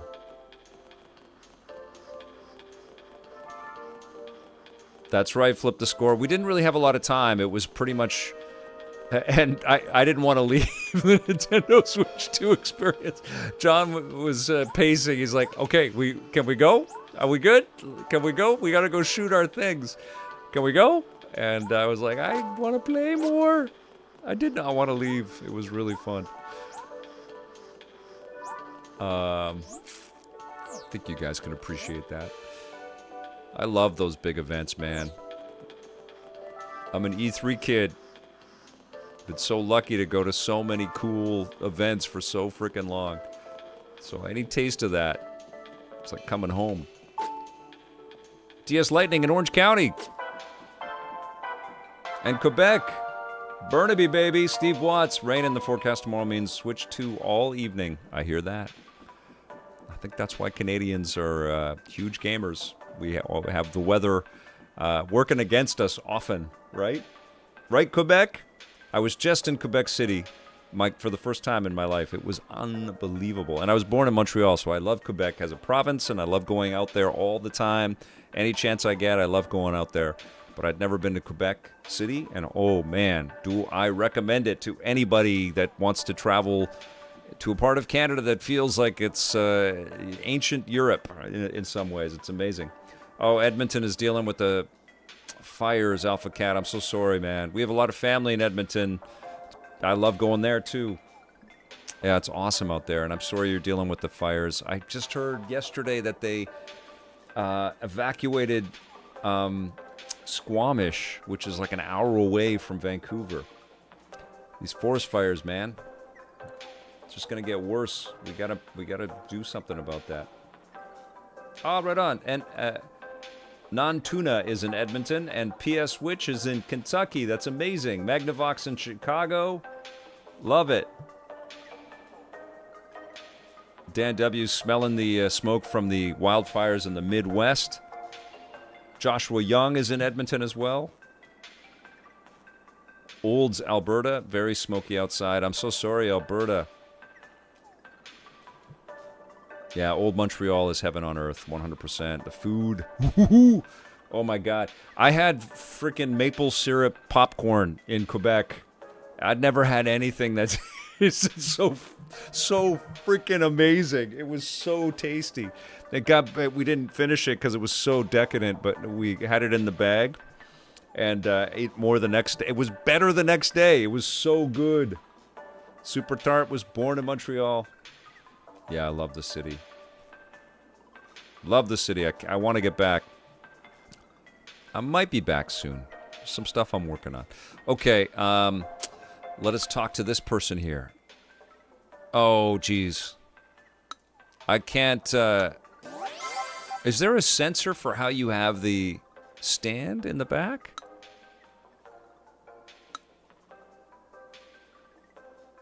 Okay, precise measure the angles. Okay, first you set the stand of the angle shown on the screen. Okay, so this is with graphics. Oh no, it isn't. Okay. Oh, because it would project how an image would look based on. Oh, that's so impressive. Okay, so I can't do that because obviously I'm patched in, so we can't play all these minigames. Oh, it looks like you've got at least 4 medals. It's a speed maze. Let's check this out. Let's try it.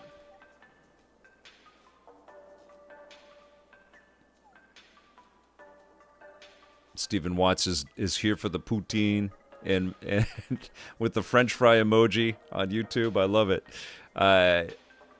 Sure, let's go for it. Try not to hit the electrified walls. All right. Let's go. I know I'm going to hit one of these minigames that I'm just going to freaking adore. and I'll be playing it for hours and hours and hours. I see you, Nintendo. I know how you addict us. Okay, so let us click. Now I'm hungry for maple syrup popcorn. Hurry to the goal without touching the sides. Whoa, whoa, whoa, whoa, whoa. Whoa. Oh, Jesus, I felt like I got electrocuted. All right. Oh! Man, it's like Nintendo introduced the mouse for the first time here. It's so nuts. Okay. Can't wait to try Metroid Prime 4 like this. Look at how slow I'm going. All right, 5 seconds. No, let's try it again. They're so kind. They don't say you suck, which is not the Nintendo way. All right. Oh, Jesus. Okay.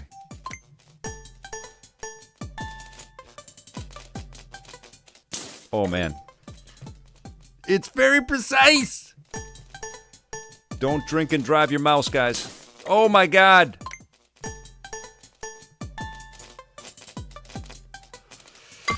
Woo! Oh, almost got 2 medals. Almost did it. Almost did it. Let's try it. Oh, man. The reaction is violent if you hit the wall. Too bad.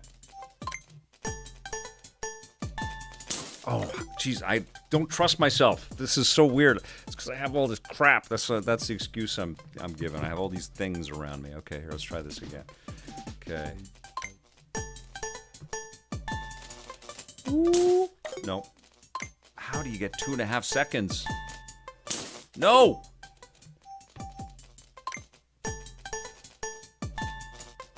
Ah! Oh, shrug! Oh my God! No! I'm gonna try one more time, and then we're moving on. No. Holy shit! I can't do it. Okay. Oh, what did I just do? Okay. All right, we're back. Well, I got 1 medal. That'll have to do for now. I'll play that later. You need some space.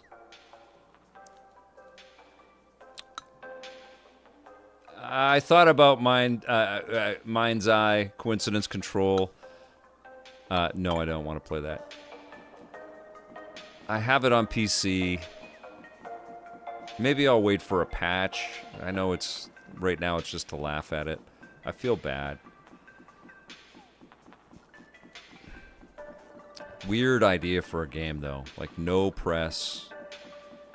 I think they had a few previews or something, but...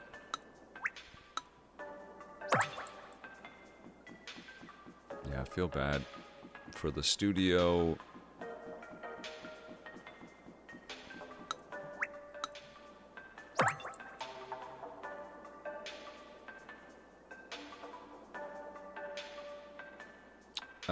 I'm going to get Fast Fusion today after work, but if I had to also get one other game, would it be Yakuza 0 or Street Fighter 6? Thoughts. I'll end up with them all eventually. Honestly, I haven't started Yakuza because it's going to be a commitment. I'll stream it as soon as I jump in. But I have been playing some Street Fighter 6, and it's incredible. The one that I would not overlook if you don't have it and you haven't played it already is Sonic Cross Shadow Generations, which absolutely looks incredible on the Switch 2 screen itself, and then it scales up to 4K on a TV. It looks beautiful. But I love Street Fighter 6, and I love Yakuza, so you can't lose in any of those. And Fast Fusion is a lot of fun, too.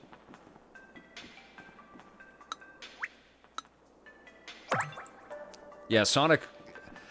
What's nuts is when you see the speed of things on the... It's still an incredible thrill. Like, I had it on the Ally X and a lot of games on the Steam Deck as well, where you've played a game on a big screen and it's just blown your mind, and then you load it up on a handheld and it's right there at that level that you remember from seeing it on TV.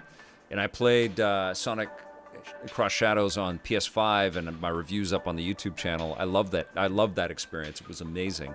And then to play it again in handheld mode and see all these gorgeous cutscenes and the speed of everything and the crazy imagination that the Sonic team has for the way they put the camera, you know, in front of Shadow as he's running away from something or whatever. It's just beautiful.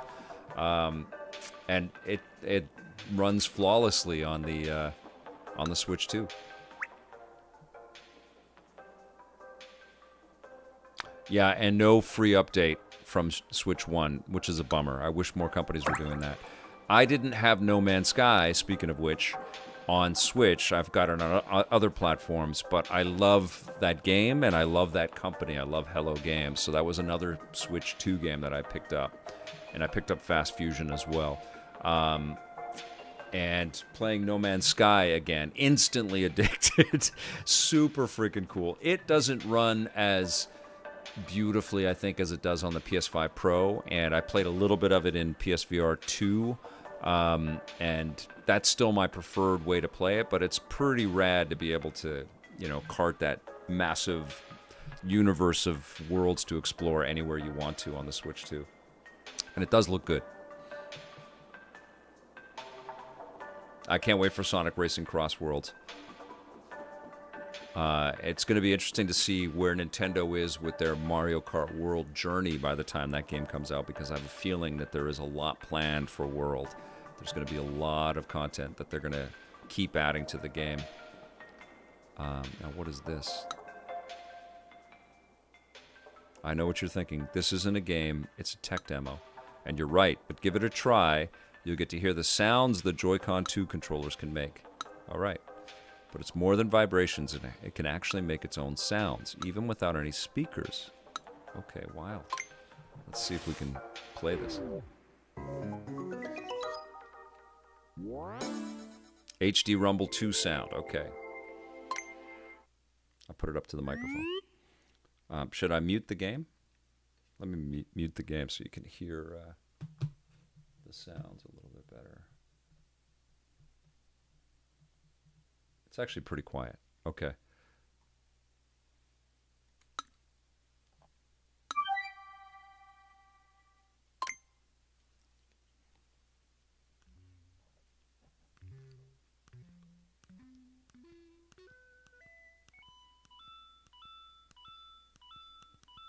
Oh, wow. That's cool. What? That's cool. Oh, man. This is a trip. Okay.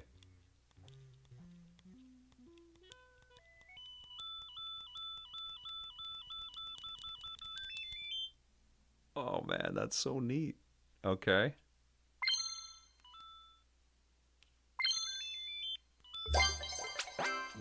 Well, that's so wild. These are it's just the engine. It's just the rumble sound making those noises. What a trip. Could you hear it okay?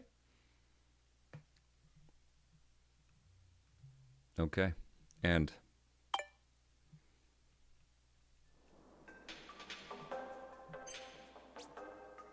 who that is it worth the price tag, though? Not yet. Not yet.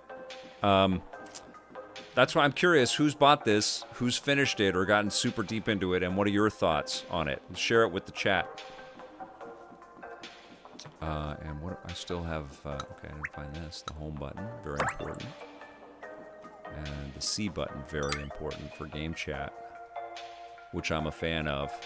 I know it's not like a brand new idea, but it's a Nintendo simplified and it works really well idea, which is cool. Okay, and what's this one? Oh, I can't do that. So I have two more stamps to get. R button.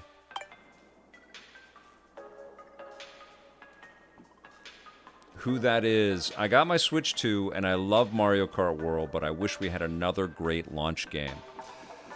Okay, that is an excellent point, who that is. Excellent point on YouTube right now. They shouldn't have excluded Link in Mario Kart World. Also, excellent point, Blue Mystic Ninja. You'll get Link back.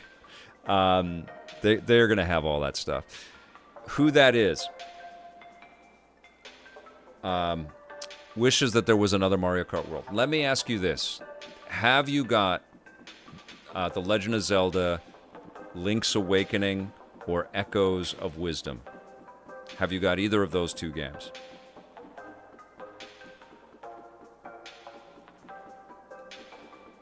This is getting into some of the stuff that I'll talk about in my review. No to both.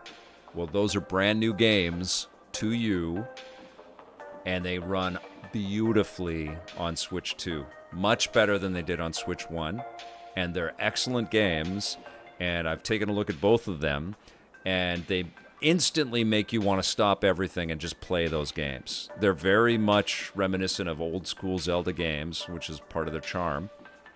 And because there is no performance issue anymore on Switch 2, you are just drawn right in. So I think you should pick up one of those, because there is a tremendous amount of new value and depth in the back catalog, and I think that's one of the big stories about the Switch 2 launch. There's some great ports. Cyberpunk is an excellent pickup if you haven't played that game. It's a great port, and I've been loving revisiting that game. And Sonic Cross Shadow Generations, love it. Street Fighter 6, love it. I mean, these are excellent games, and a lot of Nintendo fans haven't played a lot of these. But in the back catalog, if there's a bunch of titles that you have missed, it's so cool to go back and play those games, and you're going to freaking adore them. I mean, you could probably pick up those two Zelda games used on cartridge for not that much money, and they're going to run incredibly well. Acid Riot, never played a Zelda game, 39 years old. Oh my God. Are you a Nintendo player? Do you have the Nintendo Switch Online plus expansion pack? Great comment on Twitch. If you are, and you've never played the Zelda games, I would say play A Link to the Past on the Super Nintendo first. Just play that. It's a top-down game. Absolute genius design. Beautiful, beautiful game. And it was, what's amazing about the SNES Zelda is that it iterated on all of the great ideas that they had with 2D Zelda. And it kind of laid the foundation for where Zelda was going to take us as Nintendo went into 3D. It's a really easy game to get hooked up and love and play and get addicted to. And then once you play a game like that, then every other Zelda game that you play, whether you go back in time and play the NES games or the brand new Switch games that have been enhanced for Switch 2, you'll have this really cool point of reference, because it's kind of like the sort of the threshold cross, you know? There really hasn't been a bad Zelda game, though. They're all fantastic.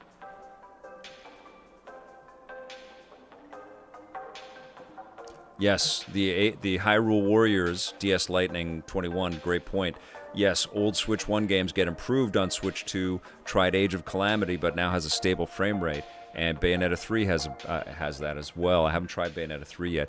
One that I haven't seen anybody talking about, and I only played... No, I played this on TV, was Assassin's Creed Black Flag from the Rogue Collection. That's the only Assassin's Creed game I played on Switch. I have the Switch 1 game, and I loaded it on Switch 2, and it didn't improve the frame rate, but the resolution got a lot sharper, and it looked way better. And again, Black Flag is one of the best Assassin's Creed games, and I got instantly addicted to running around inside that world. Such a cool game. I think it runs at 30 frames per second. Got your Switch 2, just got it. Right on. What, right now? That's amazing. I have a booth at the Retro Gaming Expo. I'm not a self-promotion person, but I'm curious to hear if you'll be walking around or just doing the panel. I'll be there all day, who that is. So let's definitely connect. I'll see you there on Saturday. Brothership and Smash Brothers have amazing fast load times now. Yes. Yeah, that's the real secret sauce in in the Switch 2 is that it plays all the amazing Switch 1 titles, a lot of them, better. Okay, we got a lot of stamps. Oh, 2 stamps to get here. So R button. Did I get both of these? Got SL. Oh. Right. Okay.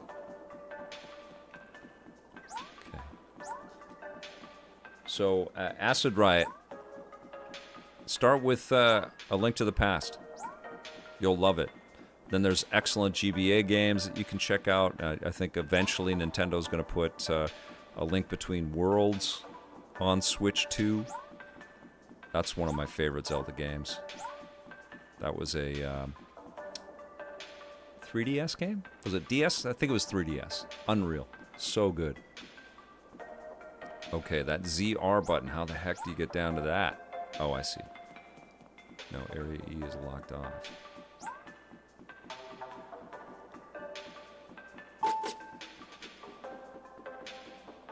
Where do we go here?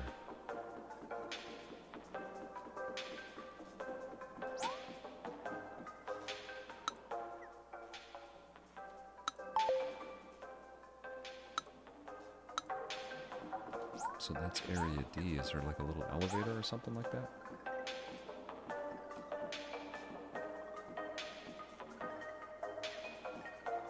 Ashley, 1963 says Switch 2 needs new games. Where are the AAA third-party supports like Doom, Dark Ages, or Expedition 33?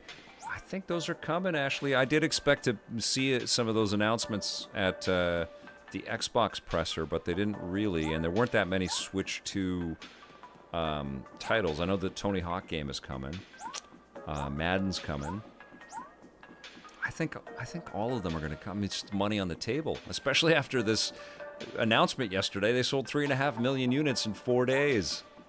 There's already a big install base of Nintendo Switch 2s out there, so they're coming. All those games are definitely going to come.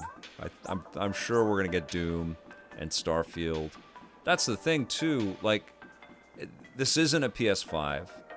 It's not an Xbox Series X. But there's compromises. But the compromises are not going to be that severe, especially in comparison to the Switch 1. And so stuff is going to look incredible. Developers are just going to have to keep working with Nintendo to keep getting the most out of their machines. I'm honestly blown away by what CD Projekt Red did with Cyberpunk. It's gorgeous.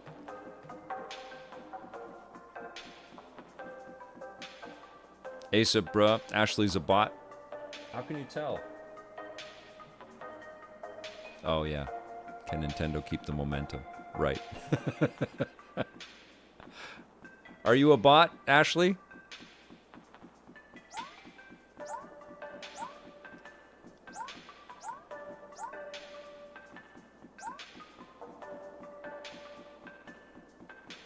I'm the bot. Okay.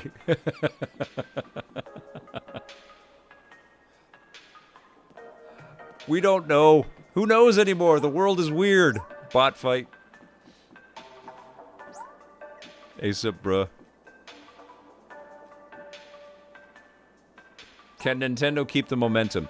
The one thing that's different is now Nintendo has entered the fray that all the other companies have been struggling with, which is that these games are enormous and they take a lot of people and they take a lot of money and they take a lot of time. And so it's going to be interesting to see, you know, when we're talking about 4K visuals, it's going to be interesting to see if now we got to wait a little bit longer for Nintendo first-party games, because the output on Switch 1 was, remarkable. That was the story, wasn't it? Like they had had us with a worthy first-party title to look at almost every single month over the last 8 years, which has been amazing.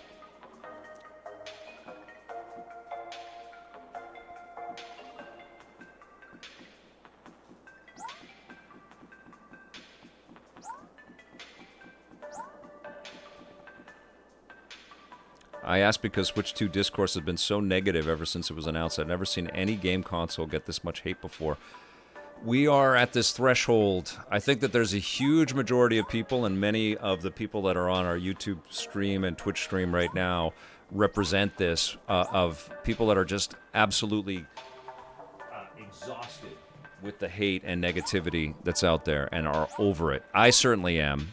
You know, I got nothing but love for this business, for this industry, and for people's ambition in it.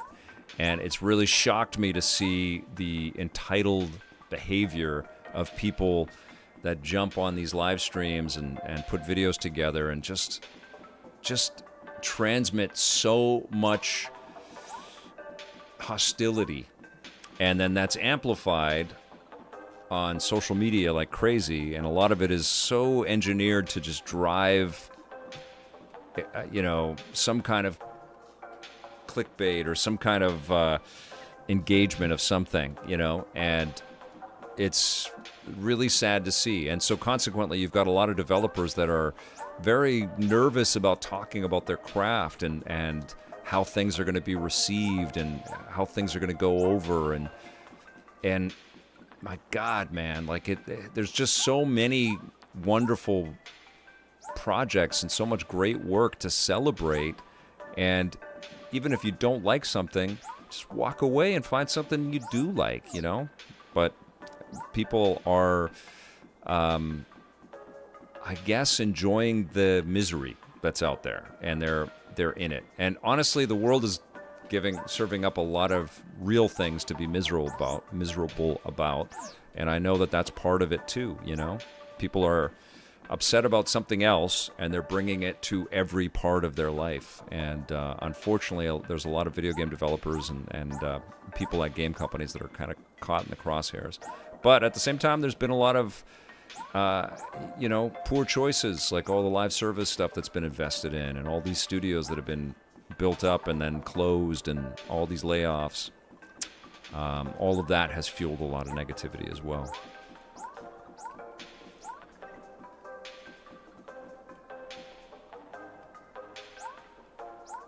Chat, I farted with the great comment.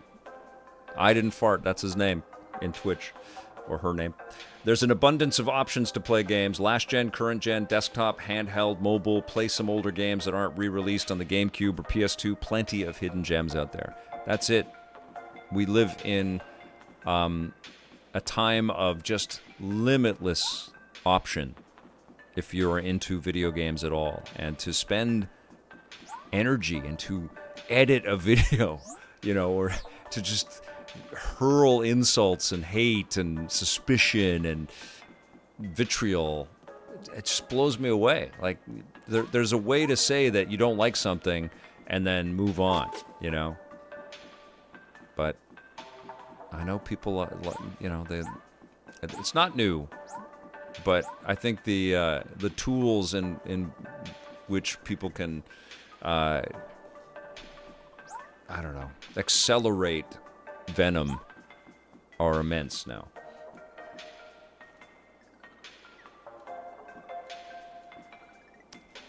Stephen Watts, thank you. It hasn't been from any other. He's saying that Vic and EP have been a positive voice for almost 3 decades. It's been about the idea that we want more people in. We want more people to play. And generally, the discussions around, and this isn't always true, there's been stuff that Tommy didn't like, and I didn't like, and Scott didn't like, Marissa didn't like, I didn't, the conversations have bounced in a lot of different directions. But generally, the work that we have done has been to shine a spotlight on this art and to get more people to care about it. And I think antithetical to that is to pick it apart and pull it apart and just throw all kinds of derisive commentary that is just going to make everybody feel like it's a waste of time, because a lot of people, that's how they start. That's how they think about video games. They start at that sort of viewpoint. And I think we should be doing more to bring the skeptics in and to get them to appreciate the variety and the scope of these things. That's what I was looking for, I think. trying to get down there, but I can't find it.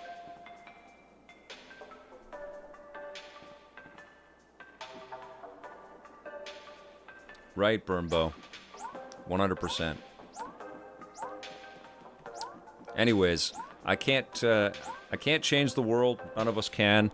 All we can do is enjoy what we enjoy and support the people that are endeavoring to, make things that make you smile, and just keep spreading the word. You guys are all ambassadors too, right? You guys are all the people in your respective circles that understand that games are incredible, and it's kind of incumbent on all of us to just keep reminding the people in our lives and sort of guide them around whatever stank the internet is creating about whatever thing is out there right now.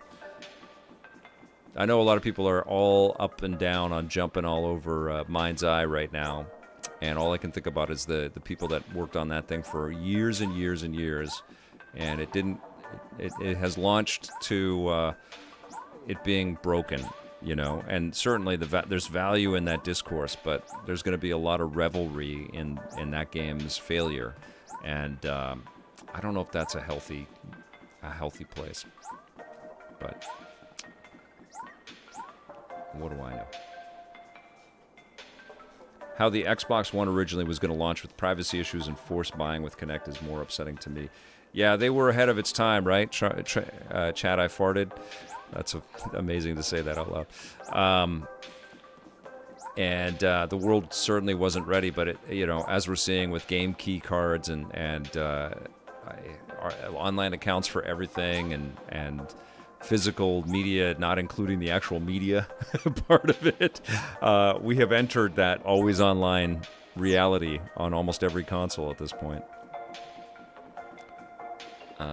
Okay, where is my little button? What am I looking for? There's an R button. It's the R.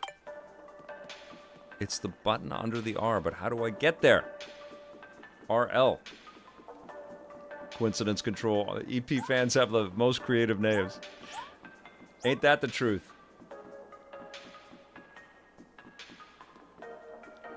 All right. Come on now.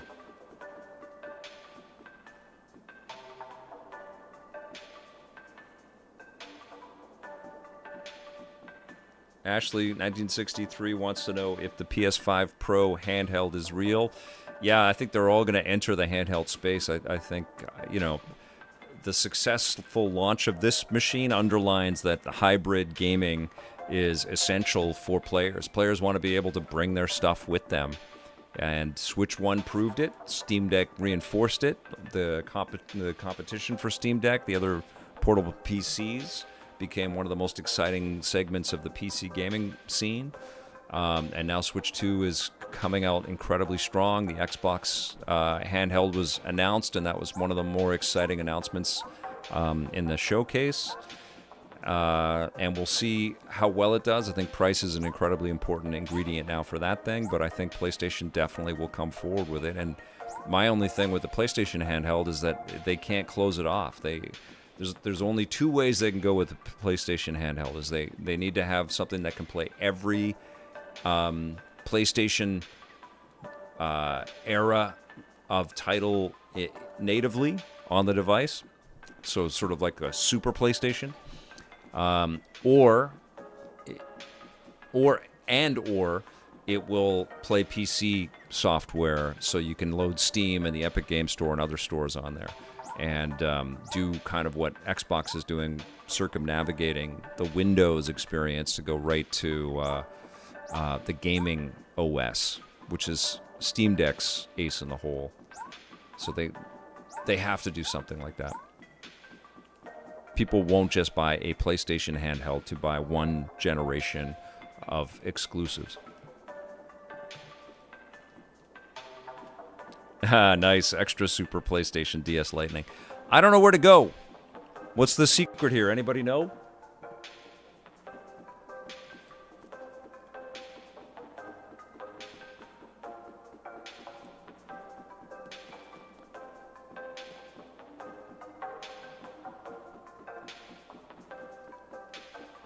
How do I get to that? Oh, there it is. Okay, it was just hidden right there. I thought I had to get down there. Okay, got all of them. Nice. Okay. So the secret is just creep along every edge. Okay, this is where this gets interesting, I think. Area D, here we go.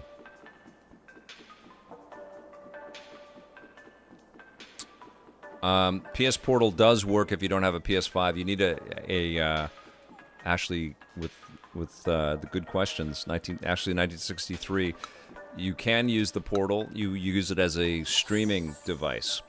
I don't know if you'd need a PS5 to like initiate the thing, or if it will try to lock into a PS5. But you can use it as just a cloud streaming system. I don't think it's wide open. I think they're still in beta with the PlayStation Cloud on the Portal right now.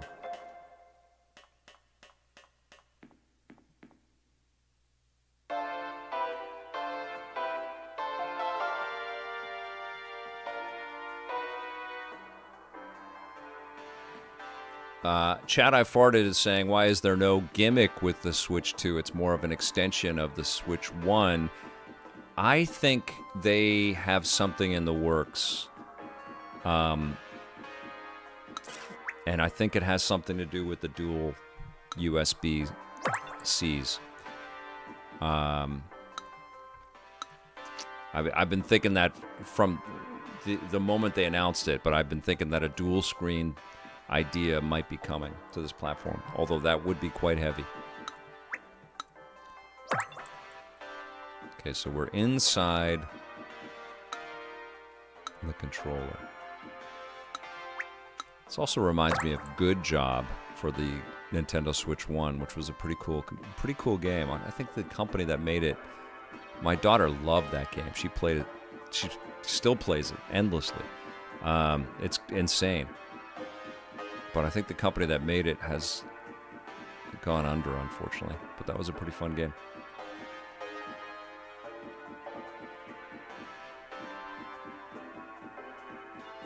There have been mice controls on a bunch of different consoles over the years, including the Super Nintendo.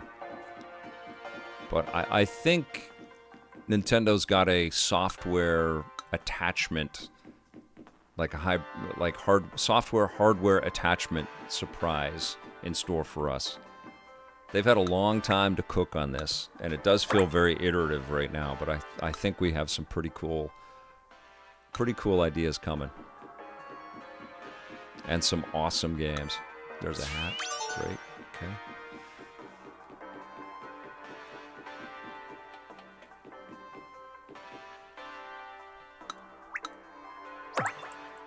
I'm picking up these stamps pretty quickly here.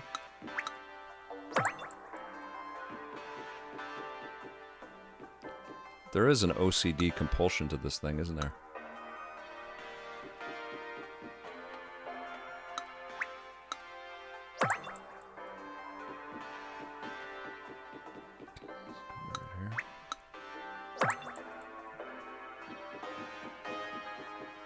So on that circuit board, I think if I go down here,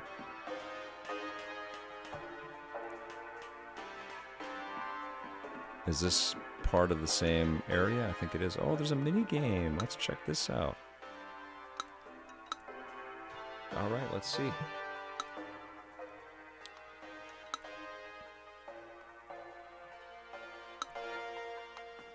I think Deceptijon asks, why didn't they call it the Super Switch? I think that would have worked as a title maybe 3 years into the Switch 1 and sort of let people think that it's part of the same family. But 8 years, you got to iterate. You got to move on to the next machine. And I think they needed to make it as clear as possible to consumers. They learned some big lessons with Wii U. All right. And also, if you call it a Super Switch, the presumption is that every piece of software on the Super Switch would also work on the original Switch. With Switch 2, you have freedom to start a new library. Okay, so I have to...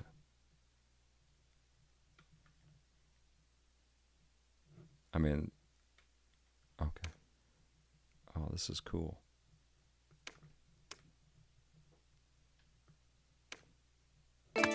Oh, Jesus. I wasn't trying to do that. I spazzed. All right.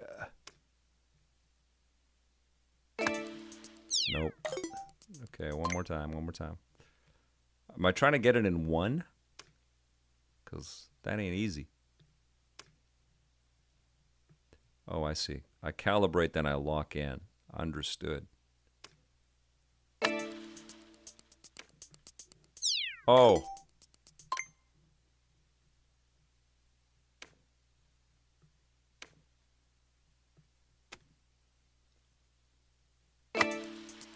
Nope. Okay, I'll get this, guys.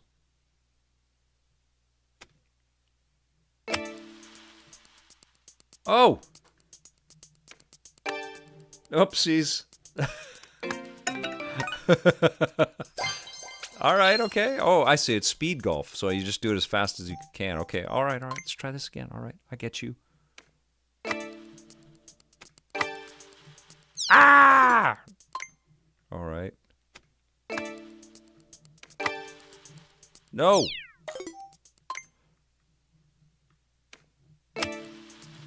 Yes!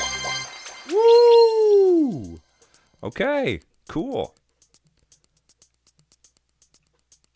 All right, back.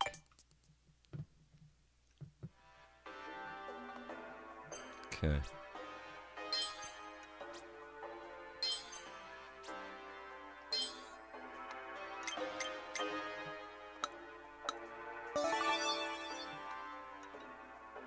Part 2 is now available.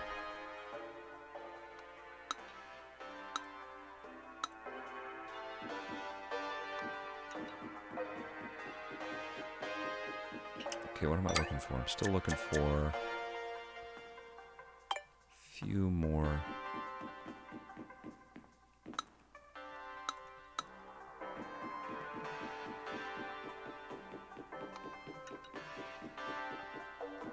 I'll go back and do some more quizzes later. I just want to try to see all the areas if I can. A bunch of areas.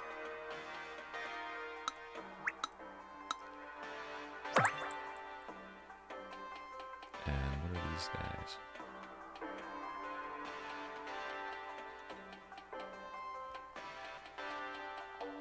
I need one more.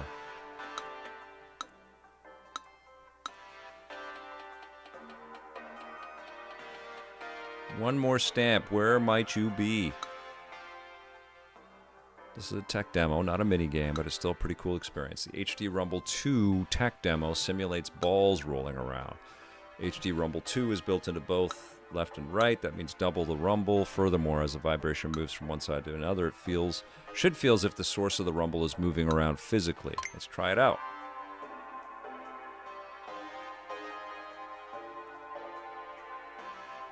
Oh, gotta use it in handheld. Okay. So I'm locked into the capture card, so I can't play in handheld mode, obviously. Thanks, Kurt X. All right. Where might that last stamp be? Let's go up.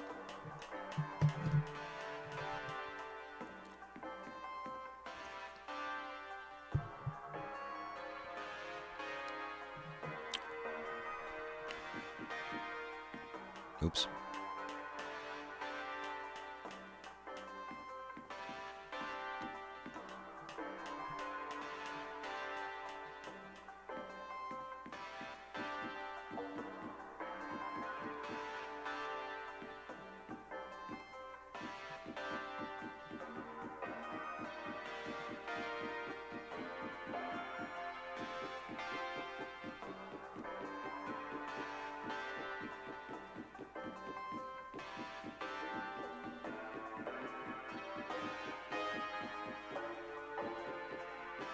Where's that last stamp?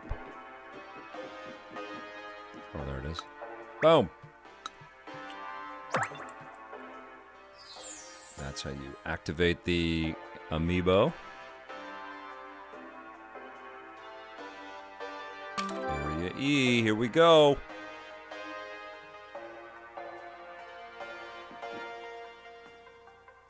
Coincidence control. I keep bugging the EA folks that I know. I actually know I'm friends on Facebook with the Sean Ramajam Singh, who is one of the heads of EA Sports and the NHL brand. Has been there for a long time. I keep bugging him. Bring NHL to the Switch. Make it happen. Rammer, Stephen Watts. Awesome dude. Super nice guy.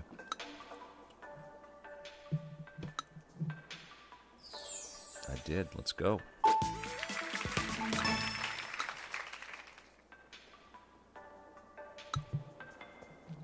All right, where are we going?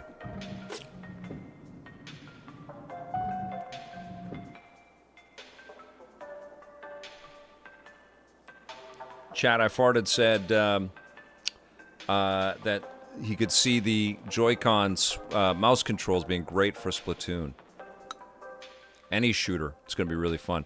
What is your favorite console launch? Chat, I farted asks. Oh, man, that's a good question because they generally are pretty thin on games, right? They're generally not that many titles that come out on that first day. It's just exciting to have the hardware, and there's always one game that's like, oh my god. For PlayStation 2, it was SSX. For PlayStation 1, it was Battle Arena Toshinden. Genesis, it was Altered Beast. So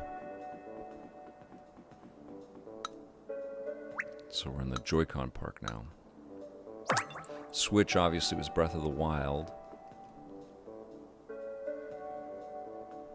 Nintendo 64, Super Mario 64. I can't even remember the PlayStation 3 launch game. Or games.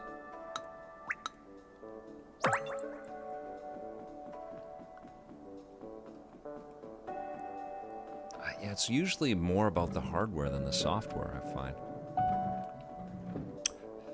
I think if I'm just going off the top of my head, I'd have to kind of stack up all the titles, and I can't remember them all right now. It would be, yeah, Mario 64 with Nintendo 64. We crossed it into a new era with that. Resistance came out for PlayStation 3. That was kind of a letdown, though, in a lot of ways, because the pre-rendered trailers and hype around that were insane, and all you could think about when you're playing the game is like, this does not look like. It was like Sleeping Dog. No, not Sleeping Dogs. That was awesome. Watch Dogs had that same kind of vibe too. It's like, this is cool, but it sure doesn't look like what you showed us. Heavenly Sword was cool. Not perfect, but cool. Oh, it was Killzone. That's right. Resistance was excellent. Right, I'm mixing those two up. Uncharted 1 was a launch title? Uncharted on PlayStation 3? That was 2008, wasn't it? I can't remember. I need to look at all of the titles, but just off the top of my head, it's Super Mario 64. Well, that's a great question for chat, though. Xbox 360 was a great launch, absolutely, but I can't remember the game.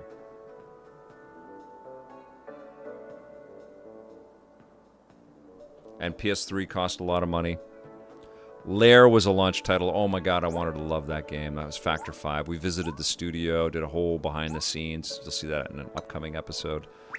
But they slammed in the motion controls into that because the Wii was taking over. The Wii had a good launch too, with the Wii Sports was awesome.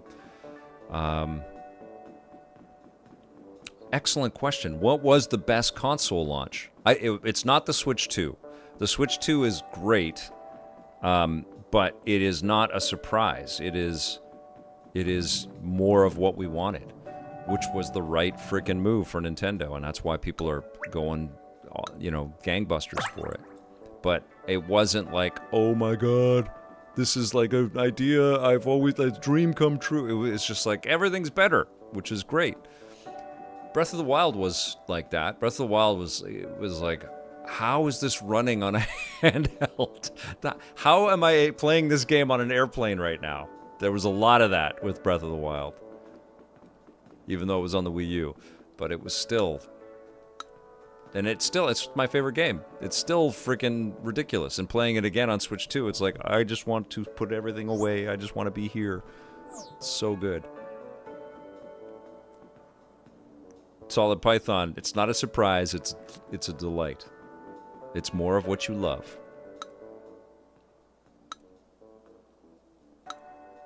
All right, let's check it out. The HT Rumble Sawing demo. Rogue Leader. Whew! Yeah, that's a great one. GameCube. Very special game. Sega Genesis didn't... I don't think they had Sonic 1 at the launch, Stephen Watts. Check the dates on that. But I think it was... Altered Beast came in the box. Tetris with Game Boy. Come on. PS3, Blazing Angels, Call of Duty. This is helpful. Marvel Ultimate Alliance, yeah. Tony Hawk Project 8. The Vita had a cool launch with Uncharted, Golden Circle or whatever it was called. That was great.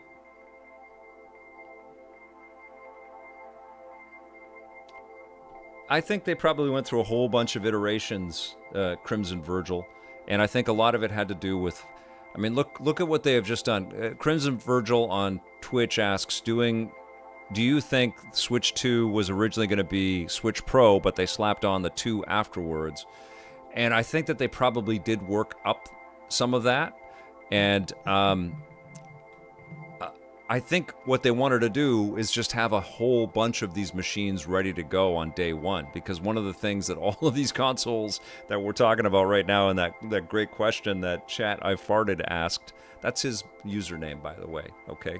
I'm not admitting something. They never have enough when they launch these machines. They sell out instantly, scalpers go crazy, and a lot of people can't get the machine. But with Switch 2, I think people have been able to get the system, and that's why it's already close to 4 million systems sold already in 4 or 5 days, which is incredible. And so I think that it's probably gone through a whole bunch of ideas. And when they looked at the time frame, it's like I said, like 8 years after the Switch 1, you have to sequelize it. It can't just be an iterate. It can't be like this,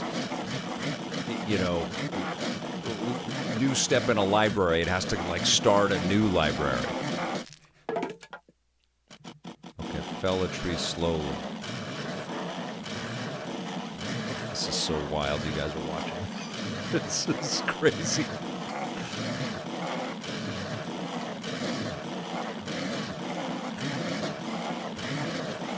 I think I've had naps like this.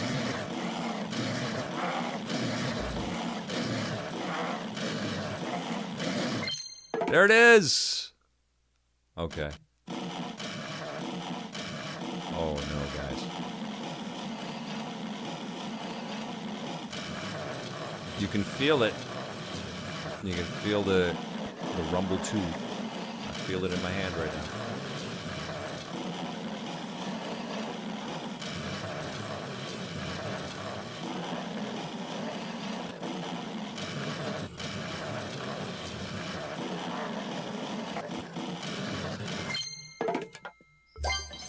Yes, I rule at sawing. And they were, Goon, great point on Twitch, says they were rushing them into North America to beat the tariffs. Yeah, what a crazy time. It feels like it's never a sane time to launch these machines, ever, right? Like PlayStation and Xbox having to launch during the pandemic. Whew, brutal. Okay, so what are we doing in terms of... Oh, we don't have very many... Oh, the stamps here. One more on the strap area. Okay.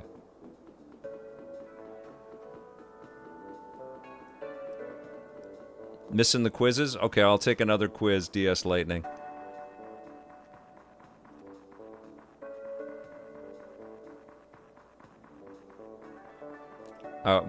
We have gone over Tripping the Thrift. We have gone over extensively that this should have been a pack-in game. It's really disappointing that it isn't. Although there's clearly a lot of work that has gone into this. Okay, so I've got all of the stamps for this area, so we can go to the next area. But we're gonna go do a quiz. Area F is unlocked. Okay, so we can go back.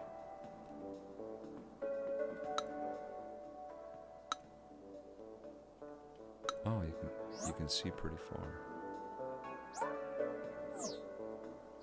That's pretty cool, right?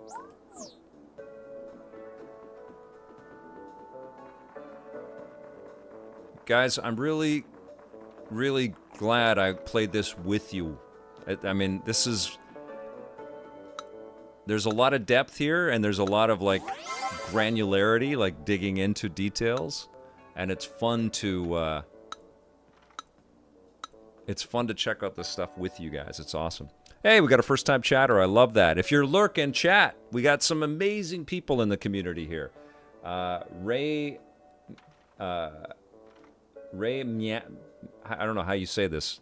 Ray M&A Man.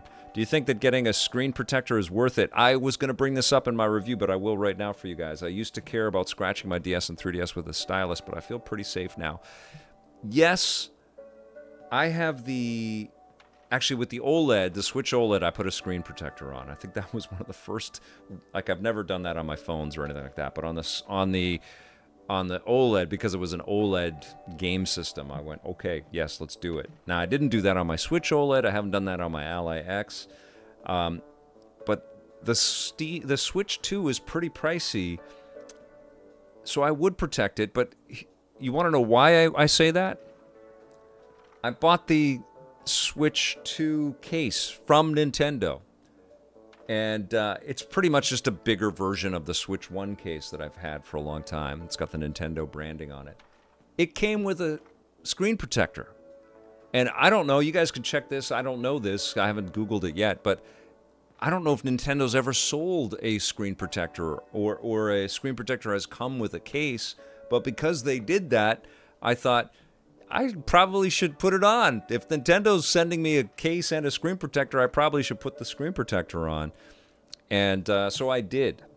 So, I don't know. Do you guys with Switch 2s, did you put screen protectors on? What do you think about that? Trippin' the Thrift says, I miss how fun Wii DS was. When I got my Switch pre-pandemic, I was instantly over it. Basically a $400 Smash Brothers device. Whoa, Trippin' the Thrift, really?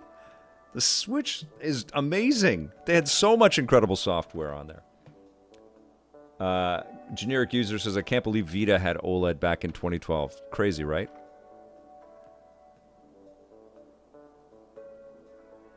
Aesop Bro says, I go raw. Blade Blur says, well, I'm not going to say that, but thank you, my friend. You're the best. Jack Hopkins says, absolutely put one on. Protect your investment. These things are not cheap. $700 Canadian with Mario Kart. And why would anybody buy the Switch 2 without Mario Kart? I would never understand that. Okay, here we go.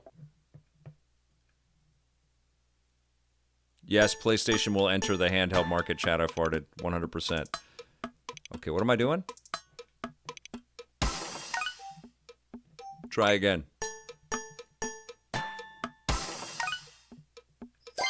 Okay. So I just got to hit the target. I don't have to get it in a bullseye. Okay, I got to move the crap. I have so many things. Okay, let's try it again. I was trying to go fast. Oh! It's like quick draw. Got you. Right in the center. Boom. Love it. Okay.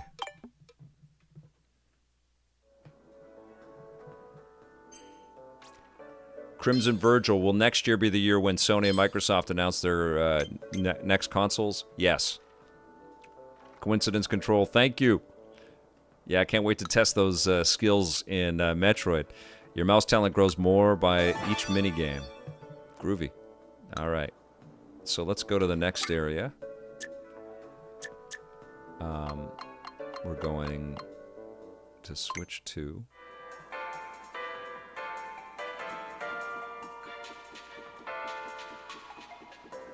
I'm going to return this hat.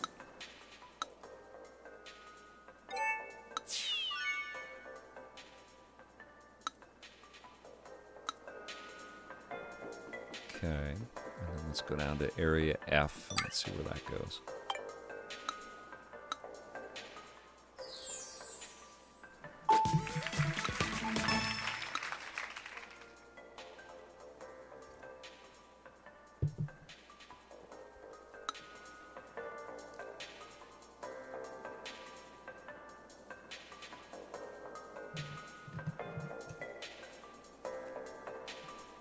Blade Blur, I have been doing that. Yeah, I'm probably going to do a stream looking at like 5 Switch 1 games. There is a lot to talk about with Switch 2, isn't there?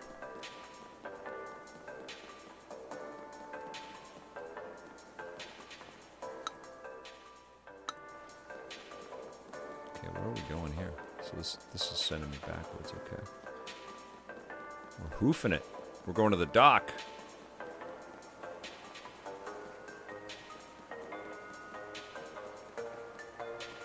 And it's over this way.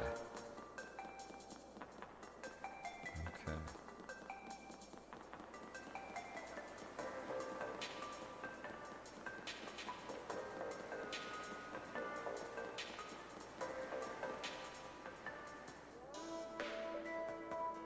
Okay, we're in the dock now. Cool.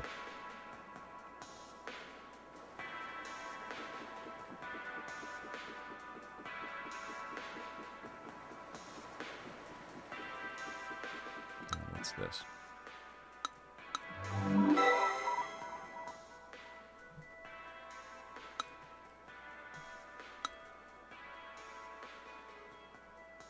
Gotta speak into the Switch 2 microphone. After a small delay, your voice will bounce right back at you. It might even come back different from when it left. Let's try it out. Let's see.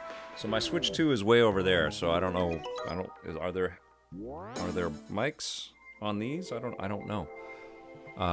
Okay, say something and listen for your echoed voice. Batcave. Batcave.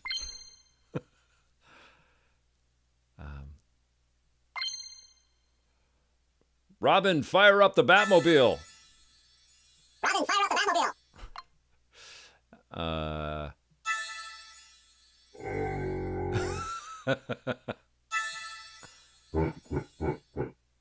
This is cool. He pulls a knife, you pull a gun. He sends one of yours to the hospital. Okay. He pulls a knife, you pull a gun. He sends one of yours to the hospital, you send one of his to the morgue. He pulls a knife, you pull a gun. He sends one of yours to the hospital, you send one of his to the morgue. Nice. Nice. All right, that's pretty cool. That's pretty cool. Okay.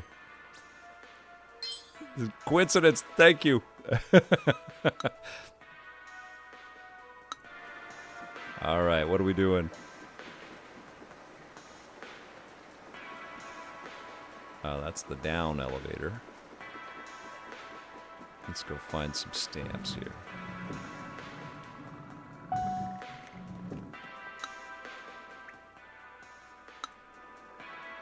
The locking mechanism. Ooh, there's a microscope. Oh, got something.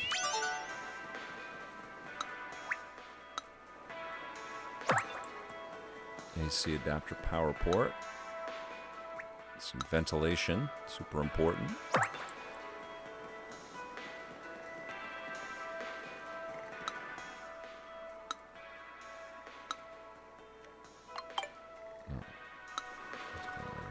Actually, let's do one more quiz here.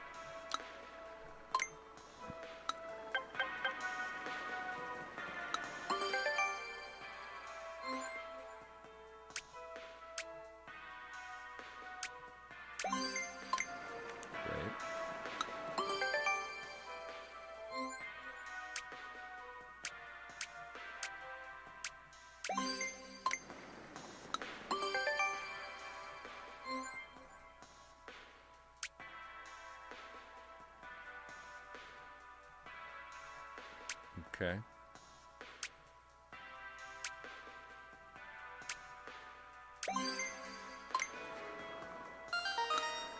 It's basically everything sucked at the Switch 1. There's a lot of videos and a lot of terminology there. It's like, yeah, we tried with Switch 1, but it ain't got nothing on the Switch 2. All right.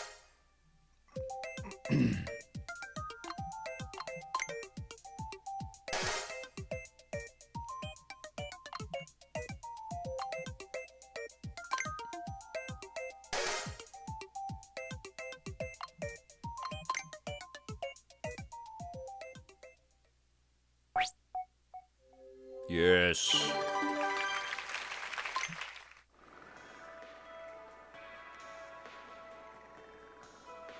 Oh, Solid Python says, all this is doing is proving how amazing the next WarioWare game is going to be with all of these things. Oh, Blabler, you met Johnny. Were you down at the convention in L.A. that he was just at? What was it? The SoCal convention? That's wonderful. He's a great dude, isn't he? I really like that man. His family's been going to Disneyland and enjoying that whole scene down there. And I think that's his daughter's first time to Disneyland. Coincidence Control says my Christopher Walken impressed. Christopher Walken is killer. I haven't used it in a long time, so I have to. I'm throwing Michael Caine and Christopher Walken and going into the same impression. If you don't use them, you lose them. That's what they say. You have to use them, and then you don't lose them. But if you don't use them, you lose them. Hey, Portal Player 1 Tetris 99. Love it. You got to go, right? If you're in SoCal, you got to hit one of the theme parks. Absolutely.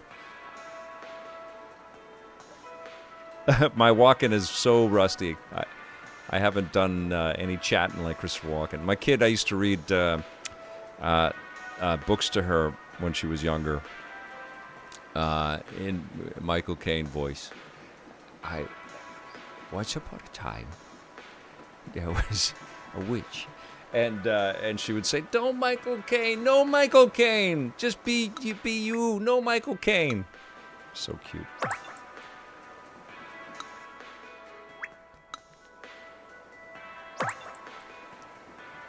Gotta say, so far this doesn't seem very different than Switch 1. The bezels are too big. All right, here we go.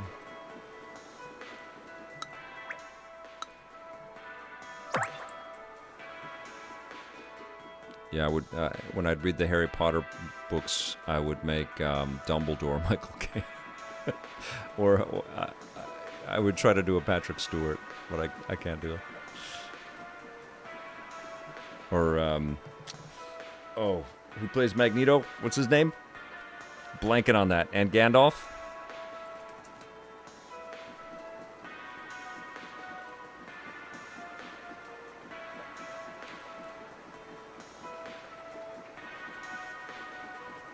I have to say I haven't played too much in handheld on the Switch 2. I've been doing a lot of this, a lot of streaming, and a lot of playing on the TV. So I need one more stamp.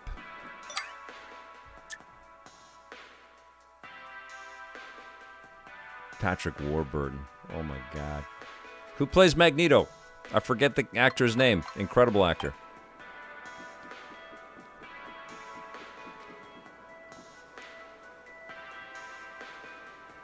Oh, Robbie Stroud. Thanks for being here. Ian McKellen. That's it.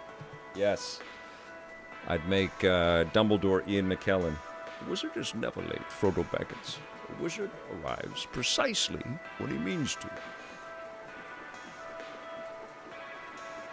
The wizard is never late, Frodo Baggins. The wizard arrives precisely when he means to. And I would always try to do Snape. Alan Rickman, that's a voice. Oh my goodness.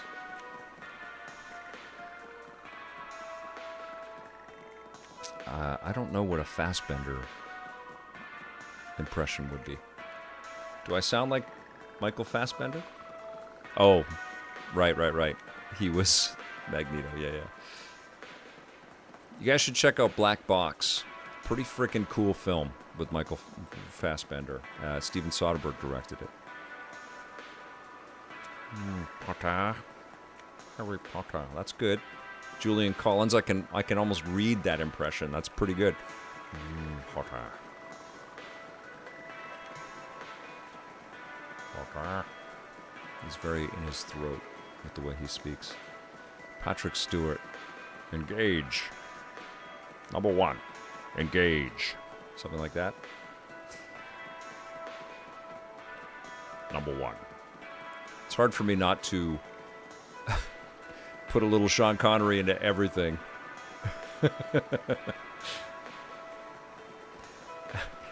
Freaking Dr. Evil. I used to do, the Gold Member. What the hell does Gold Member say? He was hilarious. That was an incredible creation by Michael Myers. Very tight. Engage, my X-Men. Oh, I want gold. It's very tight. I want gold. Something like that. I cannot do Pee Wee Herman. Okay, well, I'm just I'm flailing around trying to do these impressions in real time. Tight like a tiger. Oh my God, that was an incredible character. You guys remember seeing freaking Gold Member for the first time? Like, what the hell is happening? So good. That face made me laugh so much. Okay, cool. So we have unlocked the camera.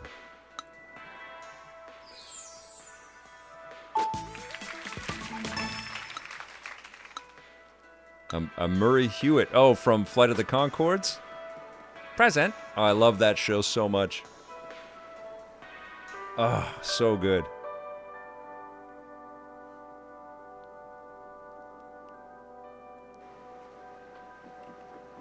Yeah, I missed Flight of the Conchords. So bloody good. That's Murray Hewitt, right? It's hilarious. Incredible. Rhys Darby.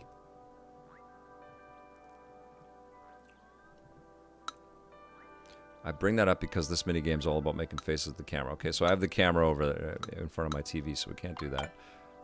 Okay. And what's this one?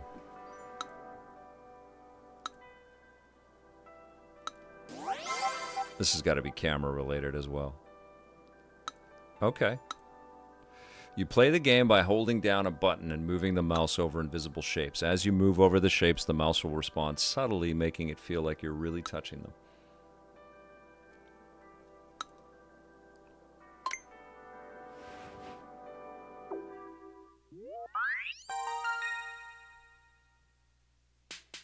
The Wii was incredible. No one's taken that away from you tripping the thrift. I think with the Switch, though, what Nintendo really achieved was just amazing. Okay. What am I doing here? Oh, where is Mario Paint, guys? I don't know what I'm trying to do here.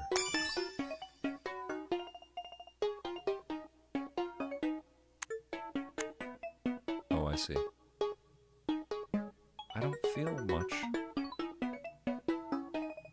Oh, I see. Okay, there it is. Oh, wow, that's pretty cool. Okay. This is so subtle.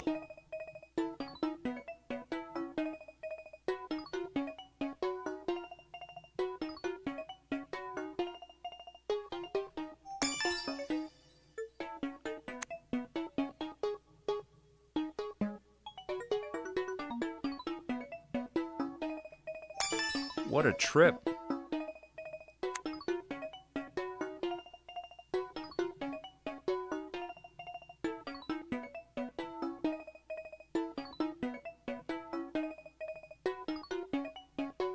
think it's this. Ah, okay. Gotta get all 5.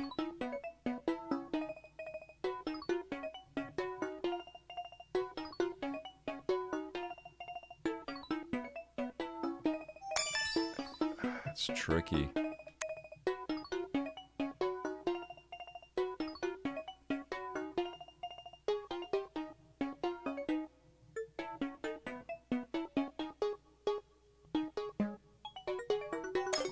Oh. Okay, one more.